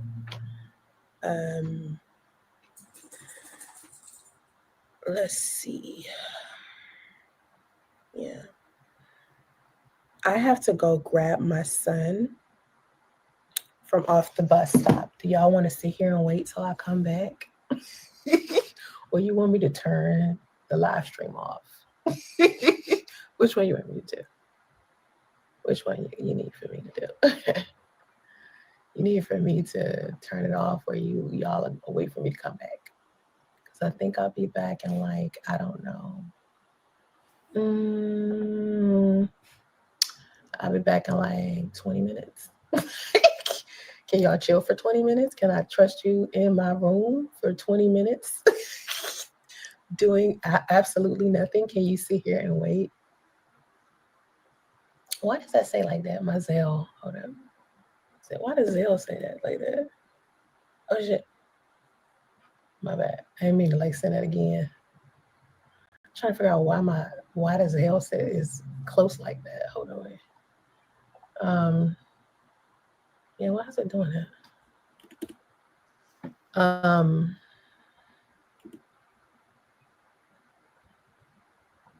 Here's I didn't know you could do that. Sorry, I'm talking to my mother.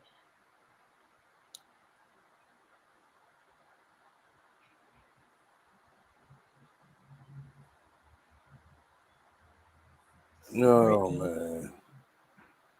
Hold on. I got a pee. All right.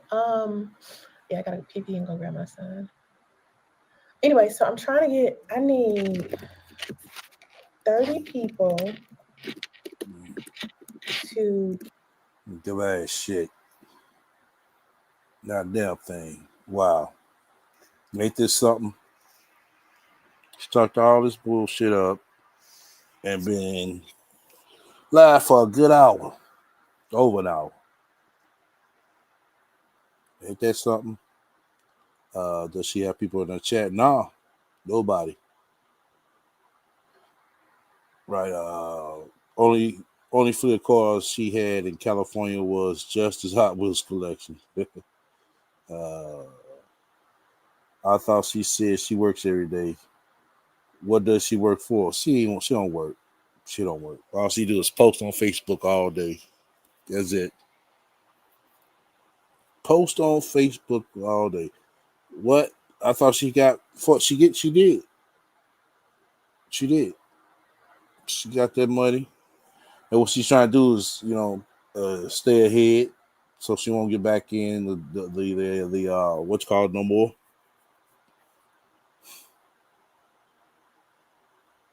You know, boy, oh boy, oh boy. I tell you.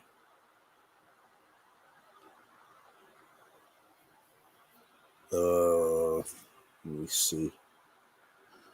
She is making money. Oh, make your stomach hurt. Okay.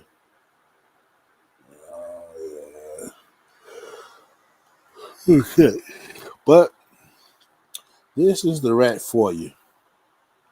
Still, this will give you time to fast forward to her live. Yeah. Let me see. I don't think her monkey ass back. Nope, she still ain't back. Yeah, she still ain't back.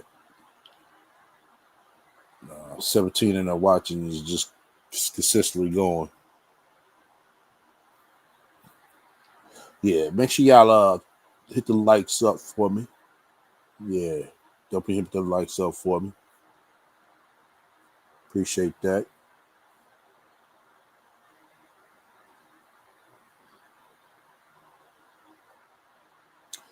Man, I tell you.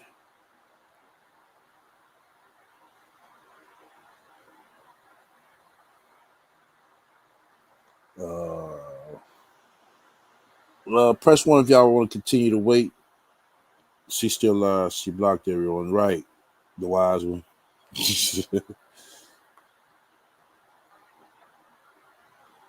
Yeah, I see she's still I'm watching on my other what's called it.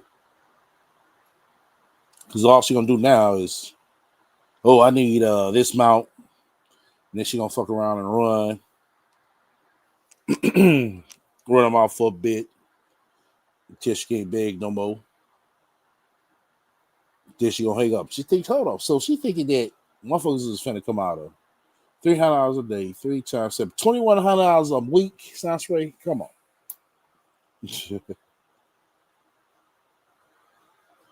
Yeah, you gotta probably unsubscribe and subscribe back, Linus, and hit the notification bell. YouTube be funny like that. Yeah, YouTube be funny like that. Yeah, make sure y'all hit that like. Yeah, make sure y'all definitely hit that like. Oh, she's not on Facebook. Oh, okay, that's where the most people at. So she probably just trying to get paid, but she gonna fuck around and what you call it put this on members on like the one she did yesterday. I got the one yesterday. If you didn't get a chance to watch the one yesterday, go back to one yesterday live. I wasn't planning on going on live until this bitch till Friday. Probably not even that. I just had to catch all this bullshit, that she be talking. Cause you know her, she hurry up and put it on members only real quick.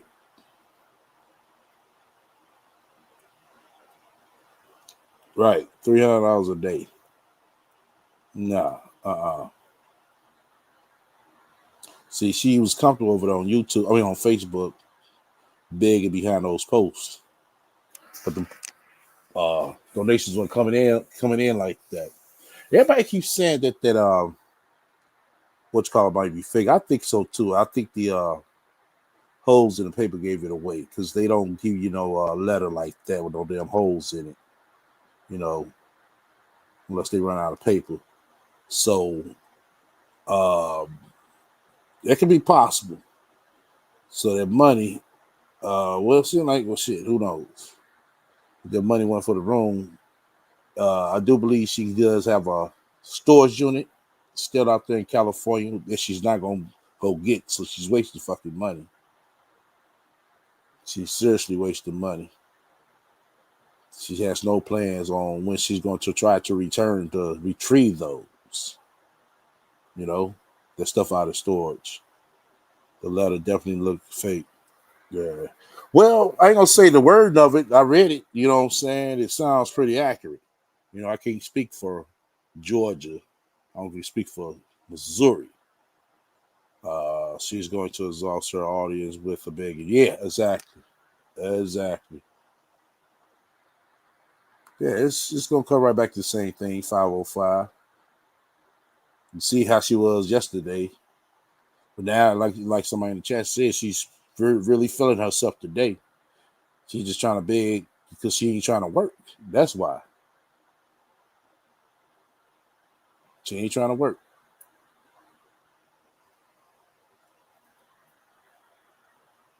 Let me see. Hold on, y'all. If this bitch came back, the regular ass still ain't came back. Oh yeah, she's losing the crowd over there. They said $300 a day shift. Sign me up, right? For real, shit. But the only reason why people give it to her because they're a little boy for the most part. Other than that, she, like I told y'all, if she didn't have justice, she'd be hopping dick to dick. This a fact. She shows that what I'm saying is true. Because look what she mainly talks about. She talks about her man all the time. See, if she didn't have justice, oh yes, man, niggas be knocking her ass off for a month, get tired of her trifling ass. Oh, bitch, get the fuck out of my face. Go. Shit, I need some time. I need some time to myself now. She be jumping dick to dick. She been in a live stream with a different nigga every 2 to 3 months. It's my spiritual husband. Yeah, that's her. She know it. Like I said, she basically shit tell you right then and there. That's what she would be doing. You know?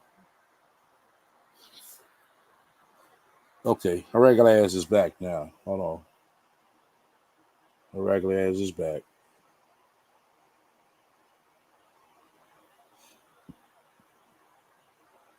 Hold on.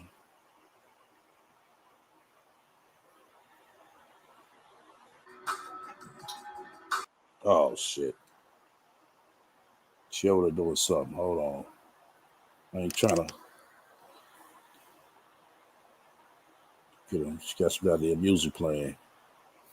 Goes to show you she ain't trying to really get monetized off this shit. She got some damn music playing.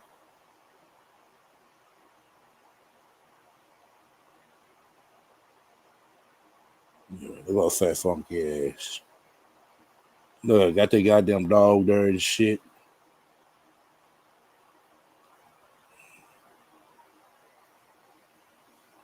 She need an elderly man with cataracts, right? Since she don't want to work. Exactly. Yeah, they got fat, funky ass.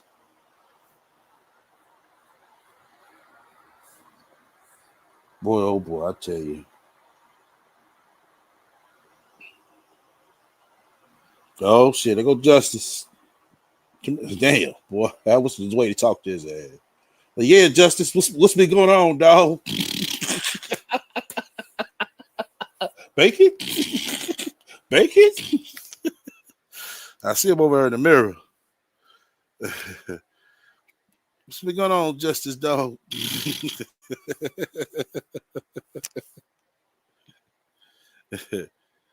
Oh man. Stop trying to hold your motherfucking stomach in. You know you got a gut your fat ass. You see her trying to hold her stomach in, y'all? She needs 30 people to cash out her $10. Oh, okay.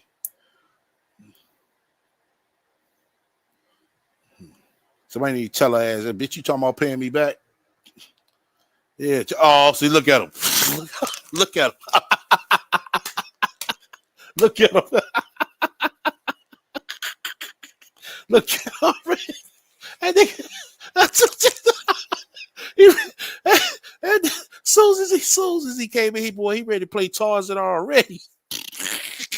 Oh my God, it's still in pull-ups.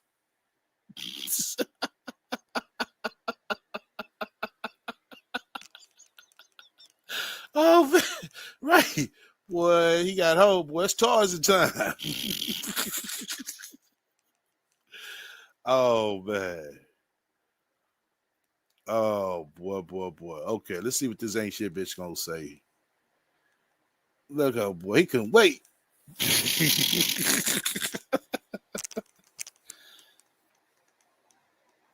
Hold on. I'll wait till I sit down. Sit your big ass down with a stiff ass wig.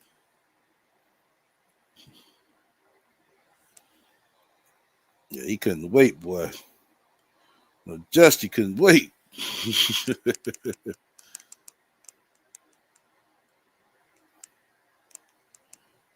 Still in pull-ups. Boy. I can't believe that shit.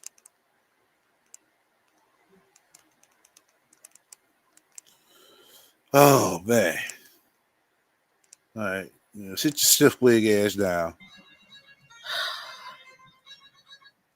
First thing my son did was take off his damn clothes, get naked. Like, keep your clothes on. Bitch, you know that's what he do every day. Bus.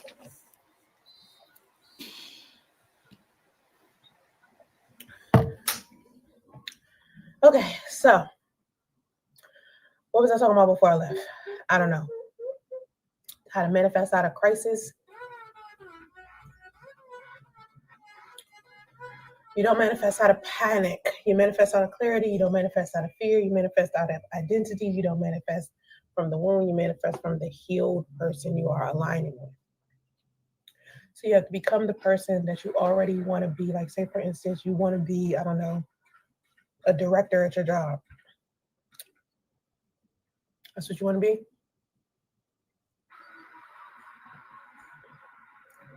You got to imagine yourself being that. Imagine yourself being that. Align with it. And then ask from there as if you've already got it. You got to kind of think about,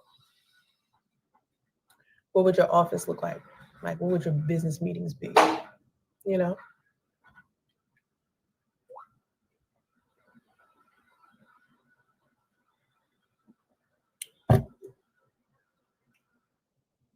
Speak the version of you who already has what a director has. And you got to detach from the old you where you struggle with that particularly like personality trait. And sometimes it can be difficult for some people. It's hard to imagine yourself as director when you haven't been director. You know what I mean?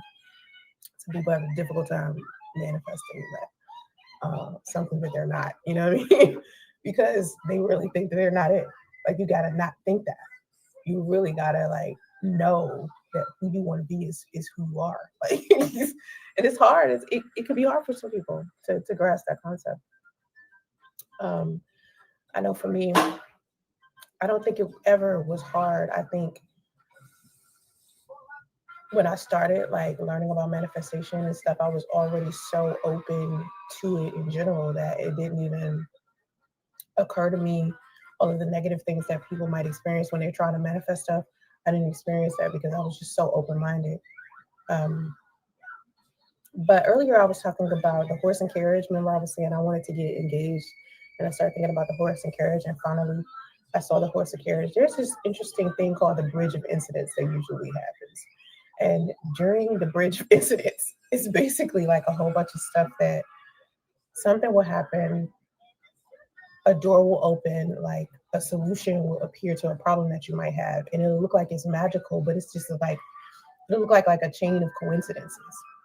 And let's say, for instance, you're trying to manifest money. You think you're trying to manifest the money, but you're not really manifesting the money. You're manifesting the version of you that money naturally comes to. That's why I was saying when I hated the idea of asking for donations, all kinds of money just stopped coming to me because I had this negative perspective of donations, and it took me off focus of manifesting the version of me that money finds naturally through multiple avenues. So when I said I need to stop asking for donations because it's bothering me, the universe was like, okay, I'm not gonna give you any money at all. So trying to stop money from coming to me in one way stopped it in a whole bunch of other ways, right? But now I no longer have that. I had to throw out my negative perspective of how to get money, you know.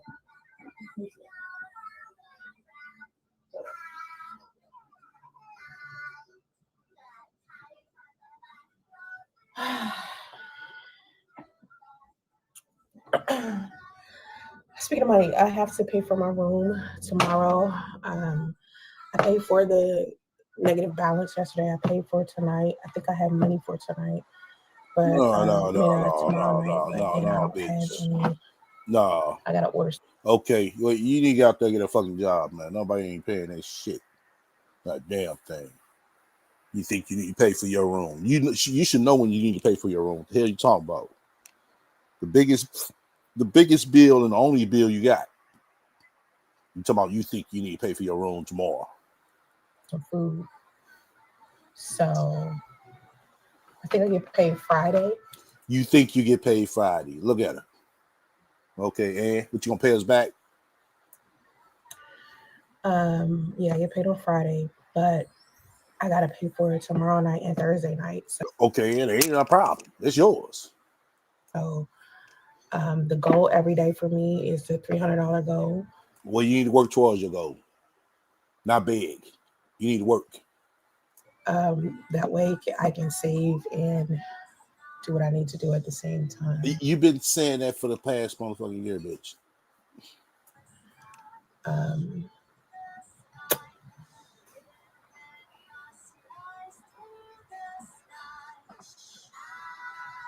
My current situation.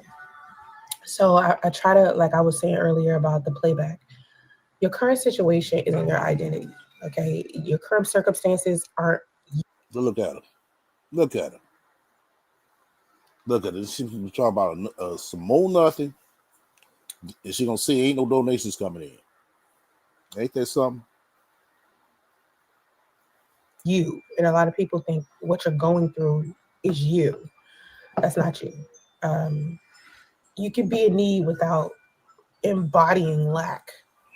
And when you end up embodying lack, that's how you end up staying in need for a long time. And that's what I was saying about how I lived in my car for a year and then I lived in a hotel for a year. I was embodying lack. And people don't know how to differentiate the two. They think you're going to be like that forever, or you're going to, be in the situation that you're in forever. The room I'm in today is not the house I'll end up in when, I manifest what it is that I want to manifest. And as long as I remember that, I'll end up manifesting what I want. And that's how life has always been. But when I don't think like that, I end up staying in a fucked up situation. The balance that I see today in my bank account is not the wealth that I'm destined for. You understand what I'm saying? Like, just because right now I got what, $100? maybe $200 doesn't mean it won't become $100,000. Because I've seen $100,000. I've seen $1 million.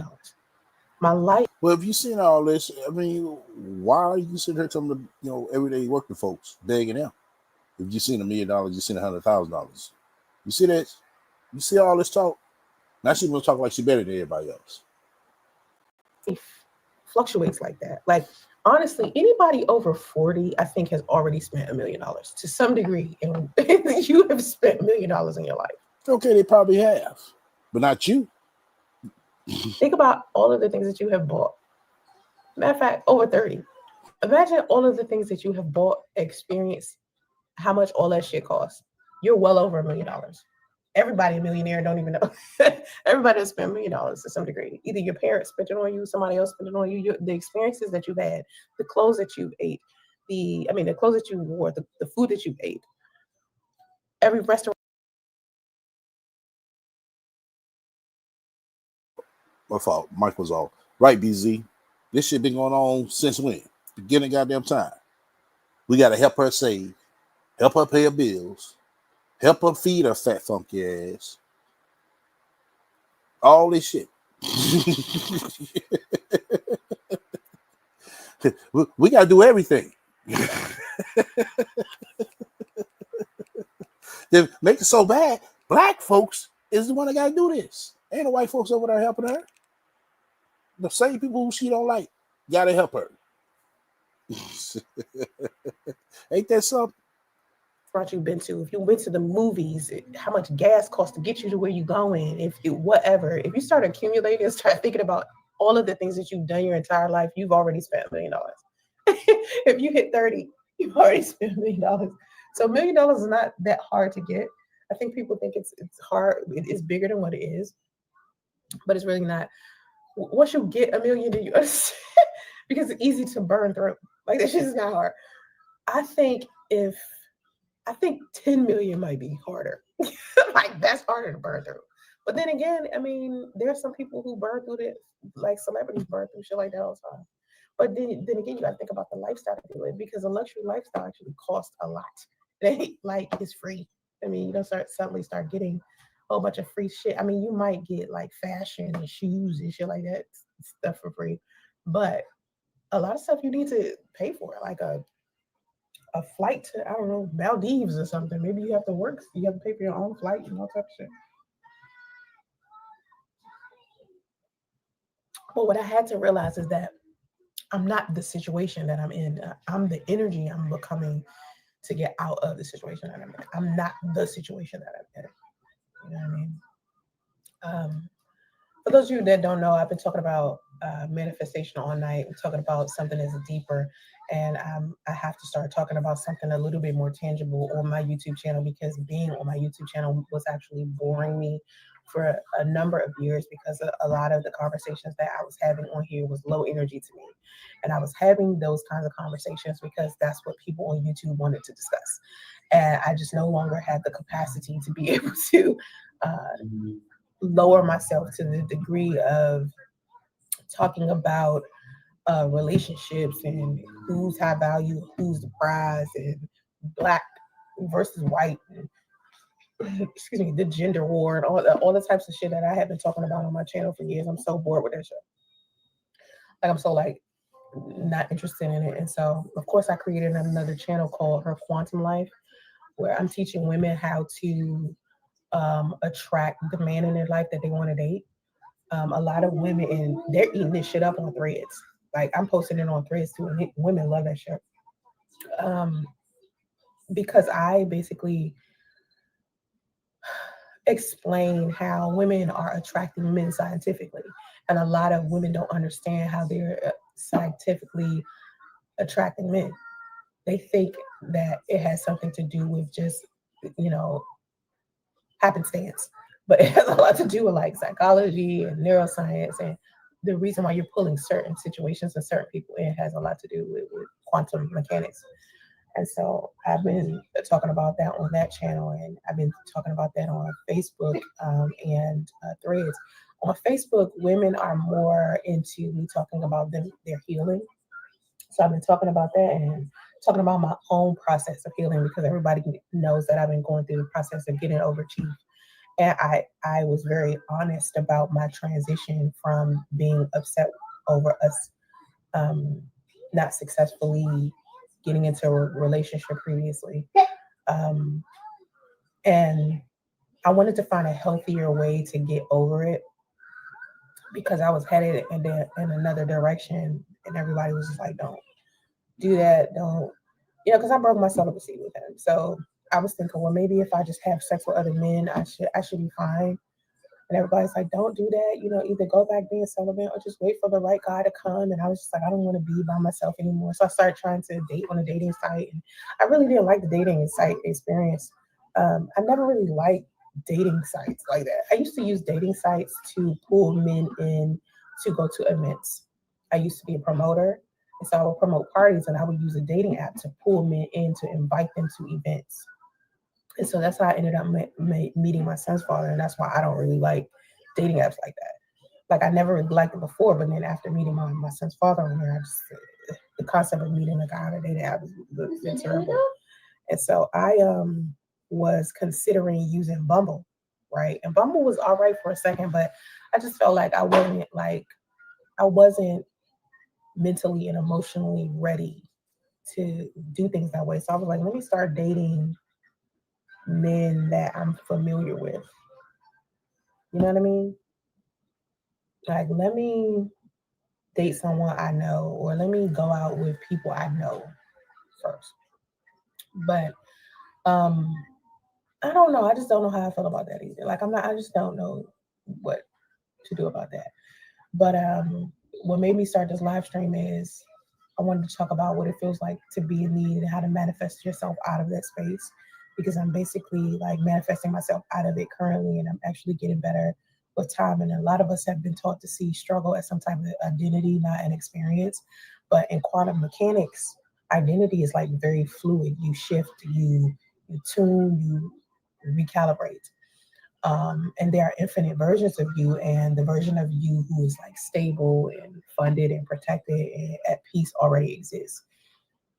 That person is not far away. It's just you getting on a certain frequency to do that. And I was explaining earlier how to get on that level of frequency. And being in need does not make you a weak person. It means you're standing in basically the hallway of some type of breakthrough, and your self-concept is like this magnetic field that's pulling in all of the things that you want to experience. And if you see yourself as someone who always lands on their feet, the universe will align with that truth for you. And when you shift your energy, your circumstances get information. So that's why I was saying earlier that your circumstances don't even matter like that. Like, a lot of people think where they are now is where they're going to be, and it affects basically where they're going in the future. But that's not necessarily true, because there are people who have had worse circumstances than you currently have that improve their lives. And so I just wanted to talk about how to stabilize yourself in the middle of the chaos that I have experienced, and how to receive support without feeling shame. And I finally got to a point where I don't feel shameful anymore. I was posting earlier on Facebook about how from now on, I'm just going to go ahead and put my Cash App out there. And if people donate, they donate. If they don't, then that's okay too. But I decided I'm going to start feeling bad for asking for donations for my son, because everybody's favorite creator basically thrives off of their community pouring into them. And if I have such a large community, I should be able to ask for the people inside of my community to help me where possible. So that's why I was like, every day I'm just going to ask for 30 people to give me $10. 30 people with me. People be like, you got 160,000 followers. How are you broke? You got 250,000 followers. How are you broke? And it's just like, okay, all right. Let me make more content so I can make more money. And at the same time, I'm just going to start asking for donations and make that shit a normal thing instead of feeling negative about it. Because feeling negative about it is not helpful. You know what I mean? Yes, I script sometimes. To me, yes, spending $1 million makes you a millionaire. I mean, anyone who spent $1 million, you're officially a millionaire. Technically, you did it. Have you imagined being financially stable or living a happy life? Yeah. But like I said before, where I was talking about donations, I was feeling negative about donations being given to me. So it was like kind of stopping the flow of money in general, because when you want to be abundant, right, you want to be financially stable, right, you have to be open to abundance in any avenue that money can be sent to you. So if you have a negative feeling about one of those avenues, to some degree, the universe will stop sending you money, or it'll slow it down. So if you want to consistently bring in wealth all of the time, you have to be open to it sending it to you in any form or fashion, instead of expecting it to come to you in one way. Because when you expect it to come to you in one way, you narrow the field down and you make the tube of you getting money like this big, because to the universe, abundance is a lot. Like to the universe, abundance isn't just money, it's the freedom for you to be able to experience whatever it is that you want to experience. So when you tell the universe that the only way you can get money is through your job, you give the universe this much room to give you money. But when you say to the universe, hey, I want you to give me abundance in any form or fashion, give me money, give me freedom, give me X, Y, and Z, you open up everything, and everything just starts pouring in, and it's like an overflow.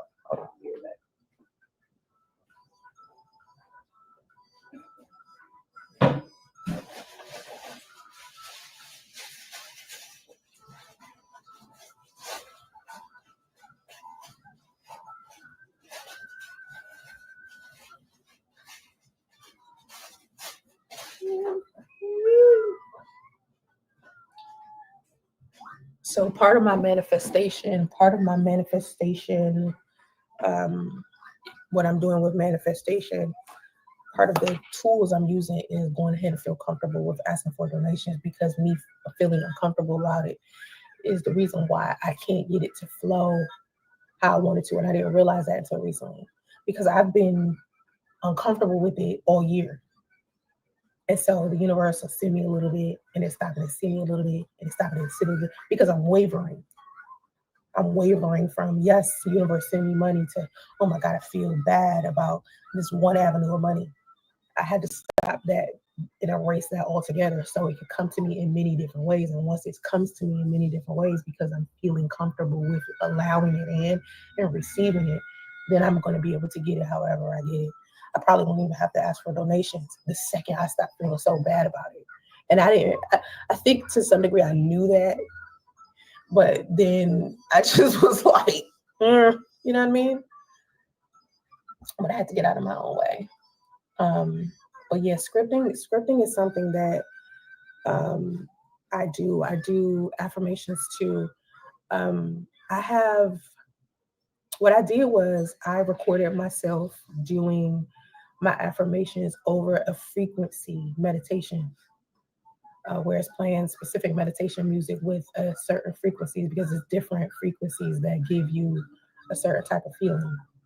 And because I listen to frequencies all the time and I do meditation all the time, it affects me a lot easier than it would a person that never meditates or never listens to frequencies. It's so easy now. It just manifests everything so much quicker because I'm so used to listening to it. But I didn't start getting heavy on listening to meditation stuff and frequency stuff again until recently. Like, I had stopped doing that shit altogether when I was trying to move out of the hotel in California and move to Atlanta. So I kind of slowed down. But like I was saying earlier, you can see the significant difference in me and who I used to be and who I am now, because you can tell that I've been meditating. You can tell I've been into hypnotherapy and everything, because how significantly different I am from how I used to do live streaming before. Like, if you really been watching me, you can see the significant difference. But I listen to certain frequencies to help me get through certain things. I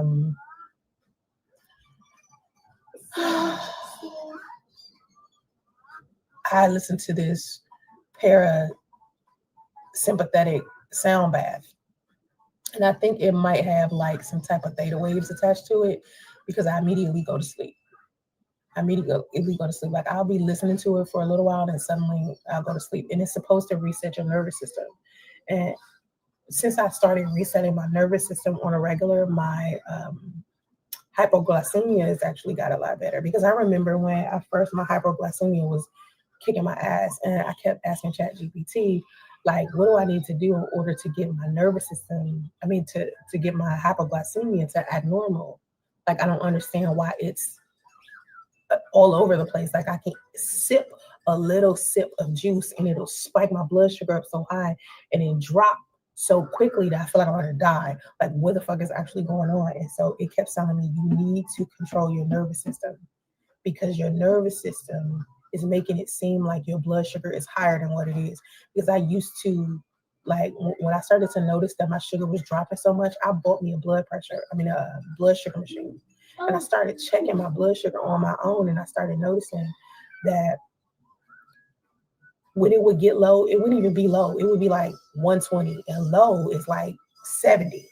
70 is way too low.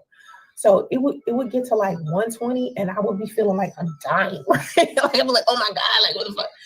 And so I was asking ChatGPT, like, why do I feel like my life is over and my blood sugar is only at 120? And it was like, oh, you need to stabilize your nervous system. And the second I started doing that, I started feeling better. And it took a while for my body to go back to normal. It didn't do it immediately. It took a month. Don't put that in your mouth.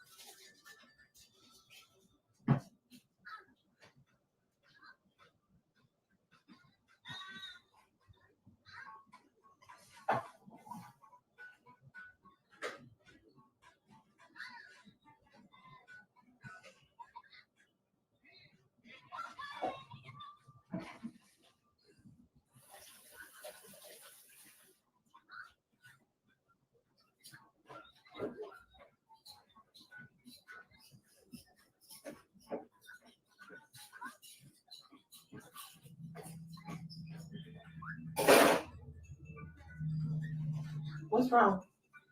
Do you need some underwear? I don't want to. I said, do you want some underwear? You want underwear? I don't want to. You need to change your diaper? I don't want. Well, what's wrong with you then? Okay, get up. And don't come over here without your clothes on either. Because the camera is on. Yeah. I want you to be naked in front of the camera. Okay, sit down. I will give you some butter. Sit down. What you doing?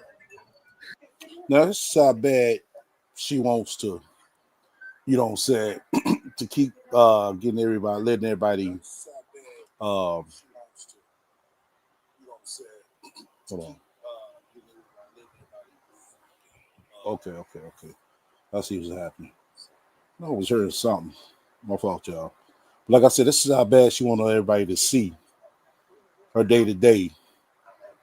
Because she's just using it as this shit as a decoy. But you notice she's talking in circles. You know, she's talking in circles. Let's go ahead. I'm so selective about who I love to begin with that when I do find somebody to love, it's like, oh my God, I love this person and I really love them wholeheartedly. But when I figure out I'm in love, it's like, oh my God, oh my goodness, I actually in love with somebody. So it's been difficult for me to fall out of love. Like with Chief, it's been hard to fall out of love with Chief, because for me it's like, once I make that decision, it's open. It's like there, and it's the loyalty that I have is like That's it. You know what I'm saying? It's not something you could turn off, because I think at the end of the day, I don't. When I just Didn't I tell y'all? Didn't I tell y'all? Didn't I tell y'all this is what she was gonna do?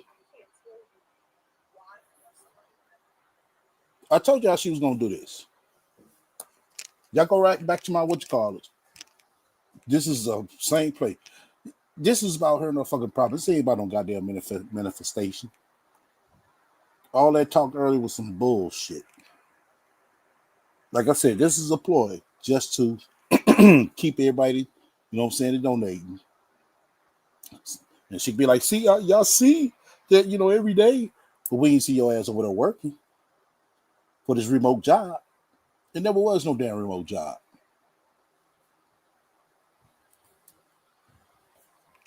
Exactly. You called her STLs. She said she's jumping to relationship talks next. Right, I know it. It's the same routine with her.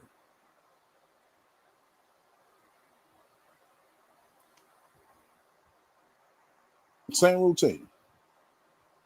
Then after this, she gonna be back on the donations. I don't have no donations yet. Watch. Let's go ahead and play it. said a minute ago that I choose a person I love. At the end of the day, I don't think it's me choosing. You understand? I think it has something to do with my soul or a higher power or higher consciousness, because I can't tell you why I love somebody when I do. Hold up. Miss Relationship Counselor can't tell nobody else to tell us why she loves somebody. Wow. But this the relationship counselor. This the marriage counselor. Okay. And when I think about my previous relationship 8 years ago with my son's father, Oh my God. Here you go. See, I told you. It keeps getting regurgitated. This is all this bitch knows. It's how to open her legs and her goddamn mouth. and I think about whether or not I loved him, and I can compare it to whether or not I love Chief, it's different. It's like with my son's father, I loved him, but at the end of the day, I don't think I did. Well, if you didn't, why the fuck you talking about him? Look at her dumb ass. If you didn't love him, why are you talking about him? I don't talk about no bitch I don't love. You understand what I'm saying? Like when I think about it, I'm like, I don't think I loved him. Nobody loves you either. That's why they don't talk about you, Sounds Ray. You get it? And I'm like, why did it take me such a long time to figure out I didn't love him? Because you're dumb. When we broke up, right? I was done. Like, no, you wasn't done. Fuck up out of her. She sit here with his motherfucking straight face trying to tell us she was done. But she kept talking about this man for 8 goddamn years. The fuck up out of her. I was completely done. I didn't want to be with him anymore. I didn't try to be with him. I didn't call him to try to figure out things Stop lying. Stop lying. Stop lying. out. And let's be together and let's rock together. I did none of that. I didn't care. I was like, I don't care. We never friends again. Oh my God. No, who want to be friends with you? You see how she talking? We have to be friends or nothing. Get the hell up out of her. You know damn well you wish you had somebody as a friend. If you did have some friends, you wouldn't be right there where the fuck you at. Would a woman who loved a man actually act like that after they broke up? Probably Yeah. not. Because Yeah. Because you don't talk about no motherfucker for 8 goddamn years after you done broke up with her. Fuck up out of her. See what she This bitch try to talk to us like we stupid. We wasn't there. We don't know shit. think about the last time. If you a woman in the chat, think about the last time you loved a man. Think about the last time you loved. When was the last time you loved a man? Everybody ain't single, Sauce Ray, just because you're single. You fucked up a bitch say, hey, I love my man right now. Right? And y'all got into an argument, or even y'all broke up. After y'all broke up, did to some degree you still wanted to be with him? Like to some degree, you still felt something. Me, I didn't feel that with my son's father.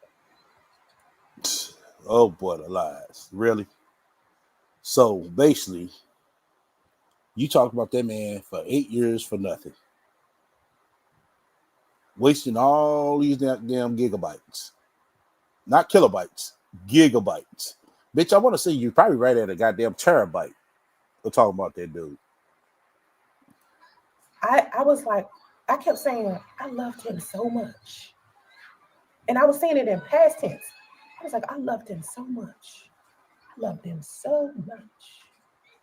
But with Chief, even though me and Chief aren't together, I still be like, I love him this year. It's fucked up. Like I don't speak of it in past tense. I don't speak of him in that way. And it's But you need to. You need to. Most men don't love bitches who they knock off on the first night. I've never done that. I've never done that with a guy. Like I've never broken up with a guy that I knew I loved. Or a guy I was never with that I knew I liked or loved. And then after we broke up, I was like, you know what? I still love him.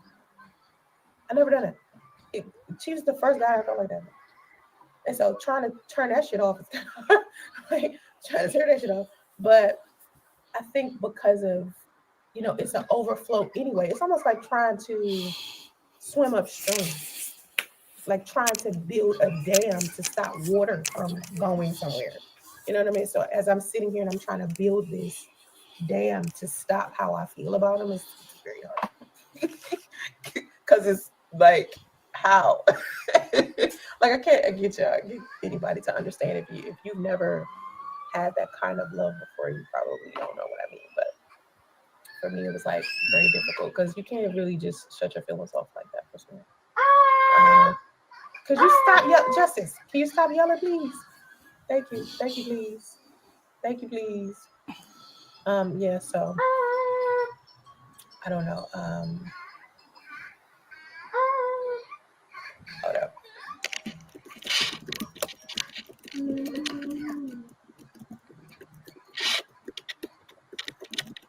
Oh my god! Now this monkey bitch got a motherfucker Google something. Oh, okay. Okay. Why are you crying?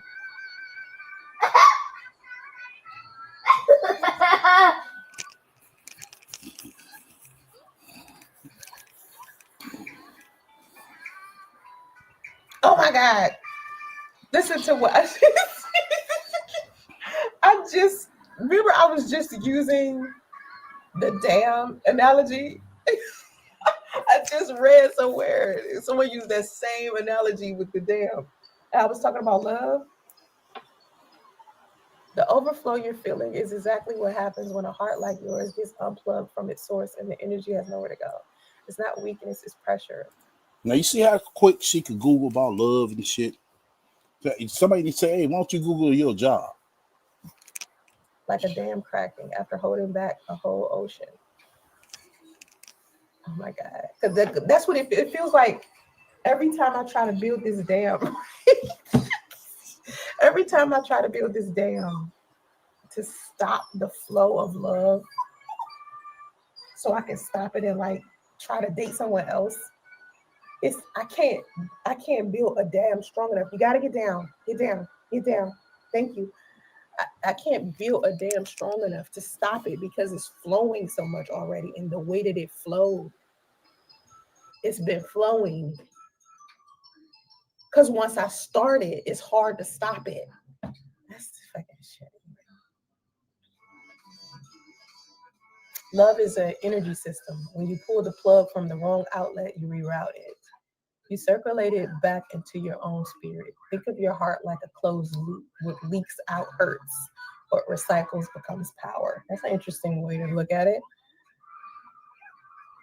The overflow happens because your brain is still firing the bond pathways, memories, routines, fantasies. That's neurology reminiscing. Interrupt the loop. Redirect your focus every time it tries to run the old routine. Wow. Move the energy into your body. Overflowed love needs somewhere to land. Walk. So do your hair, dance in the bathroom mirror. I did that yesterday. Yesterday, right? Yesterday, I was in the shower, and for the first time ever, I cut on the music while I was in the shower. I've never done that. That was the first time I ever did that. So I was dancing in the shower. Shower. Breathe deep and slow. That moves emotional electricity out of the panic centers and back into your grounding systems. That's an interesting way to teach someone how to stop loving someone. The love is real, the relationship ended. Those are two different facts. Most women confuse them and drown in the mix. You can love someone and still let the version of them that can't love you right go, right? Love doesn't make him capable, it just makes you compassionate.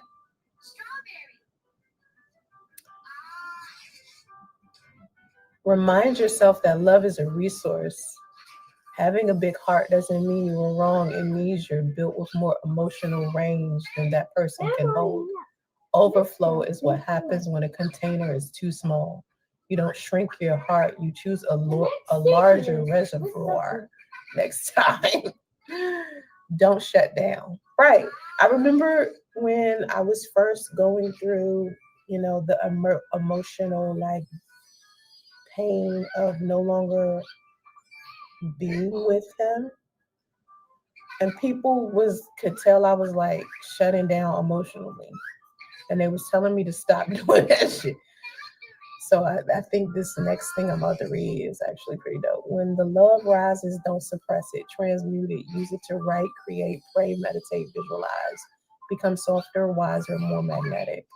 This is how high value feminine women turn heartbreak into glow. Energy doesn't die, you redirect it.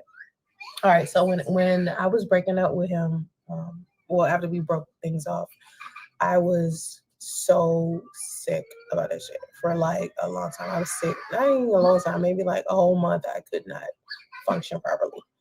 And so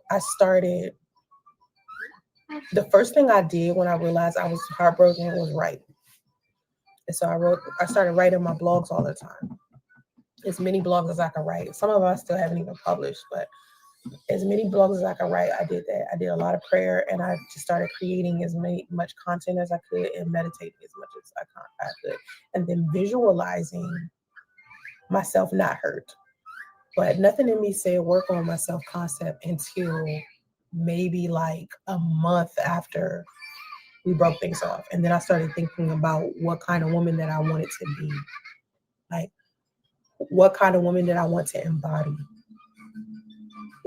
Did I still want to be a wife? Did I still, want to build something? Did I still want to be a power couple? Did I still want to be like a millionaire? And did I, all of the things that business wise and personal wise, and wanting to lose more weight and to take Pilates class and dance class and to start riding boats more and traveling more. And I love the ocean so much. And I was thinking about going to like, to dive, like to not to dive deep dive, but like how you go to like those beaches where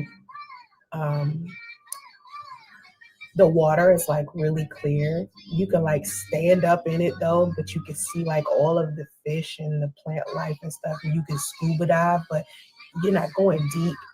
Do you know what I'm talking about? That's what I wanted to do for my son. And I used to love swimming. I want to start swimming again. And I just was starting to think about all of this new stuff I started doing this year in general, because I had made up my mind I was going to start doing a whole bunch of things that I hadn't done in 8 years.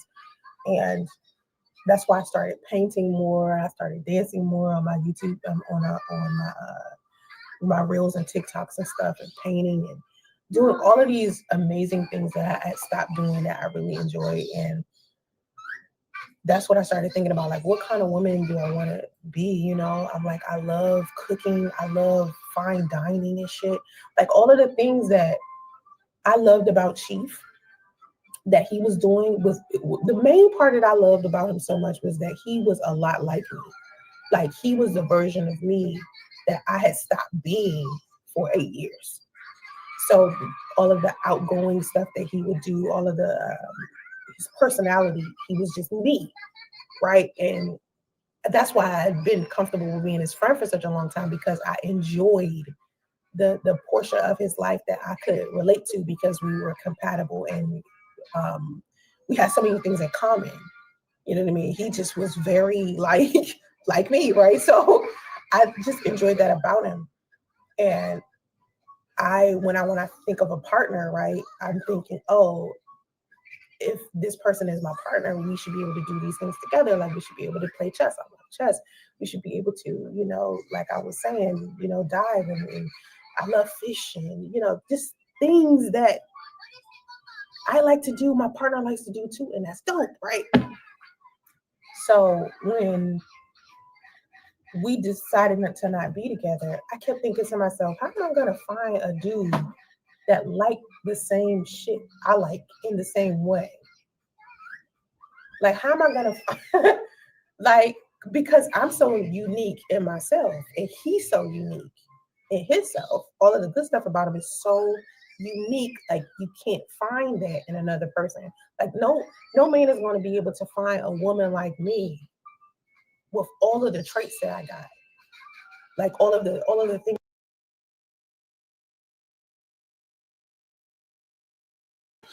Oh my God. Oh my God. She right about that one. Ain't nobody gonna be finding a motherfucking ancient business like this one right here. Lord, boy, I tell you. Ain't nobody be able to find a regular ass bitch like this one.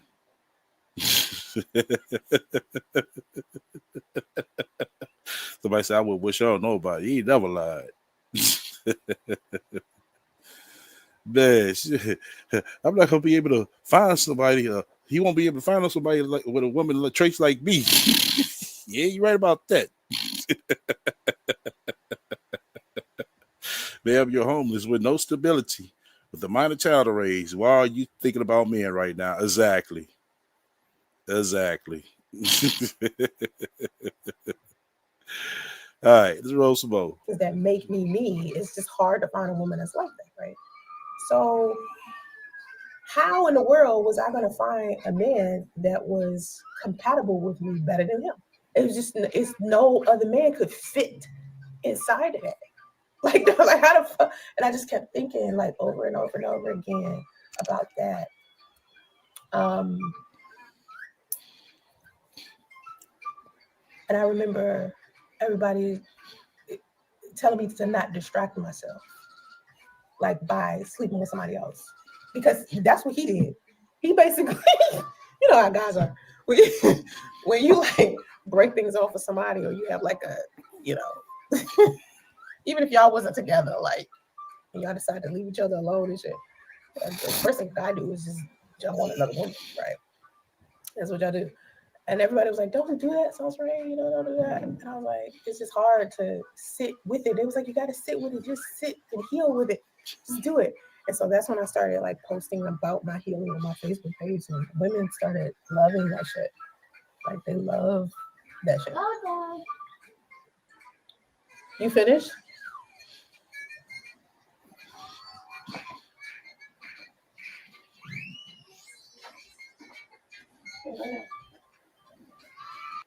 Look at that shit. He over there eating on the goddamn bed, y'all. There's a whole goddamn table right there. He's over there eating on the goddamn bed. Wow. You want something to drink? Huh? You want something to drink? Want some apple juice or something? Apple juice. Okay.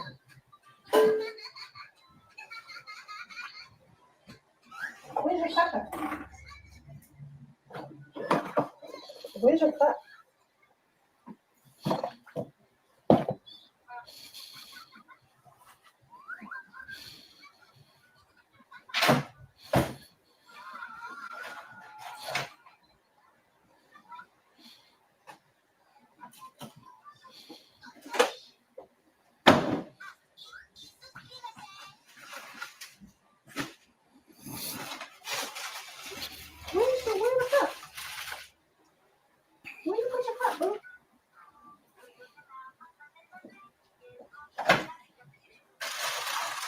Here, hold on.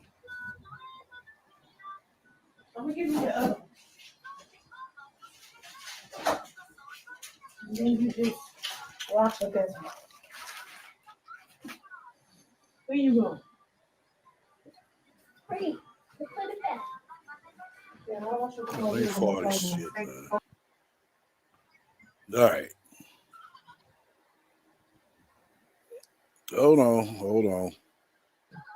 And that's where the money is going. And so a lot of times, and men usually get a rebound, women shouldn't get it. That's what y'all do. And everybody was like, don't do that, sounds right, don't do that. And I was like, it's just hard to sit with it. It was like, you got to sit with it, just sit and heal with it, just do it. And so that's when I started like posting about my healing on my Facebook page, and women started loving that shit. On my chest, we should be able to, like I was saying, dive and I love fish and just things that I like to do, my partner likes to do too, and that's dope, right? So when we decided to not be together, I kept thinking to myself, how am I gonna find a dude that like the same shit I like in the same way? Like, how am I gonna find Yeah. like, because I'm so unique and men usually get a rebound, women shouldn't get a rebound. So I didn't go get a rebound.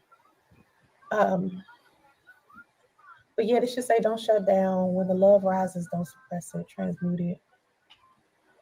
Talk to yourself the way you talk to him. All that tenderness, that softness, that support you offered him, fold it into your own chest. Turn that overflow inward. That's how you dissolve the ache without losing the love. Well, I successfully dissolved the ache. Like, I don't feel pain anymore about it. It's literally gone. Like, I don't feel hurt how I used to feel. But you're still talking about it.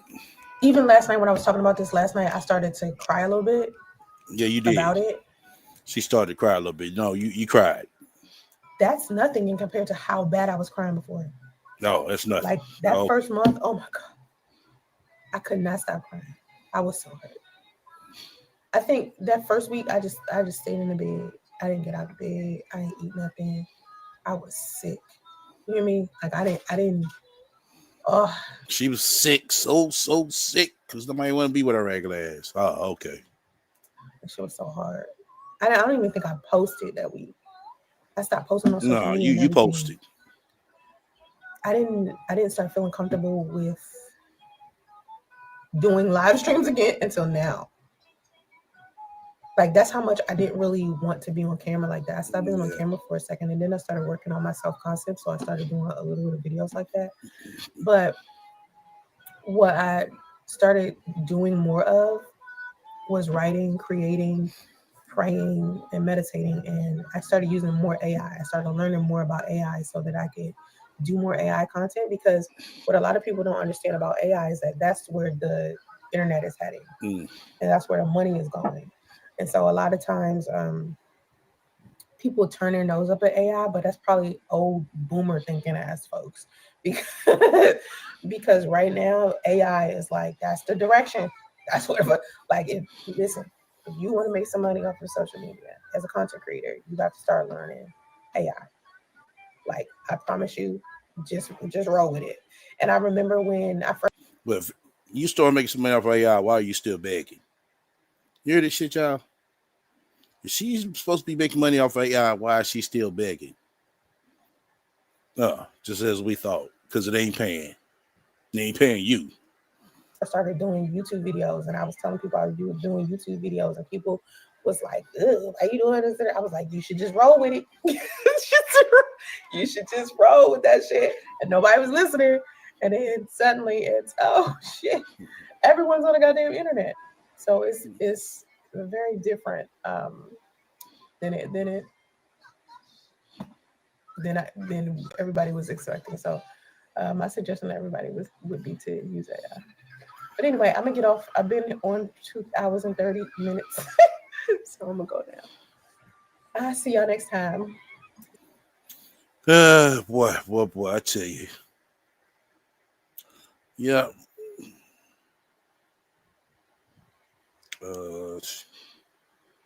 Said she mad with you. Okay. Okay, he was talking to somebody else. That's because he just got in. Wait till you get riled up. He'll be getting riled up in a minute. You see, he came in, took off his clothes. He in Tarzan mode. Let's see. Okay, I read all that. All right, everybody. Yeah, we 2 hours 30 minutes as well. So, she probably didn't, Linus. If she did, probably a little something. Who knows? But all she's doing is trying to butter people up with this manifestation cover up to begging. That's all it is. That's all it is. Like I said, because she did just exactly what I said she was going to do. And she did it. Ain't that right, Sansa Ray? You know what I mean? Pathetic at its fucking finest. But once again, it's going to get back heavy because she's over there sitting chilling. Oh, God told her to chill. You know what I'm saying? He ain't say go get a job, but he said chill, though. Well, okay. She going to be heavy on her begging, you know what I'm saying, later on this week because she ain't got no way to pay for their room. So she's letting it get bagged up. So we're going to see what she's going to say tomorrow. Oh, it's definitely going to be interesting. So I already know where she's going with this already. That's why she's coming out, well, I'm not going to feel so bad about asking people for donations. Yeah, you never did, Get your ass a job. Sorry, motherfucker. But until then, everybody stay up.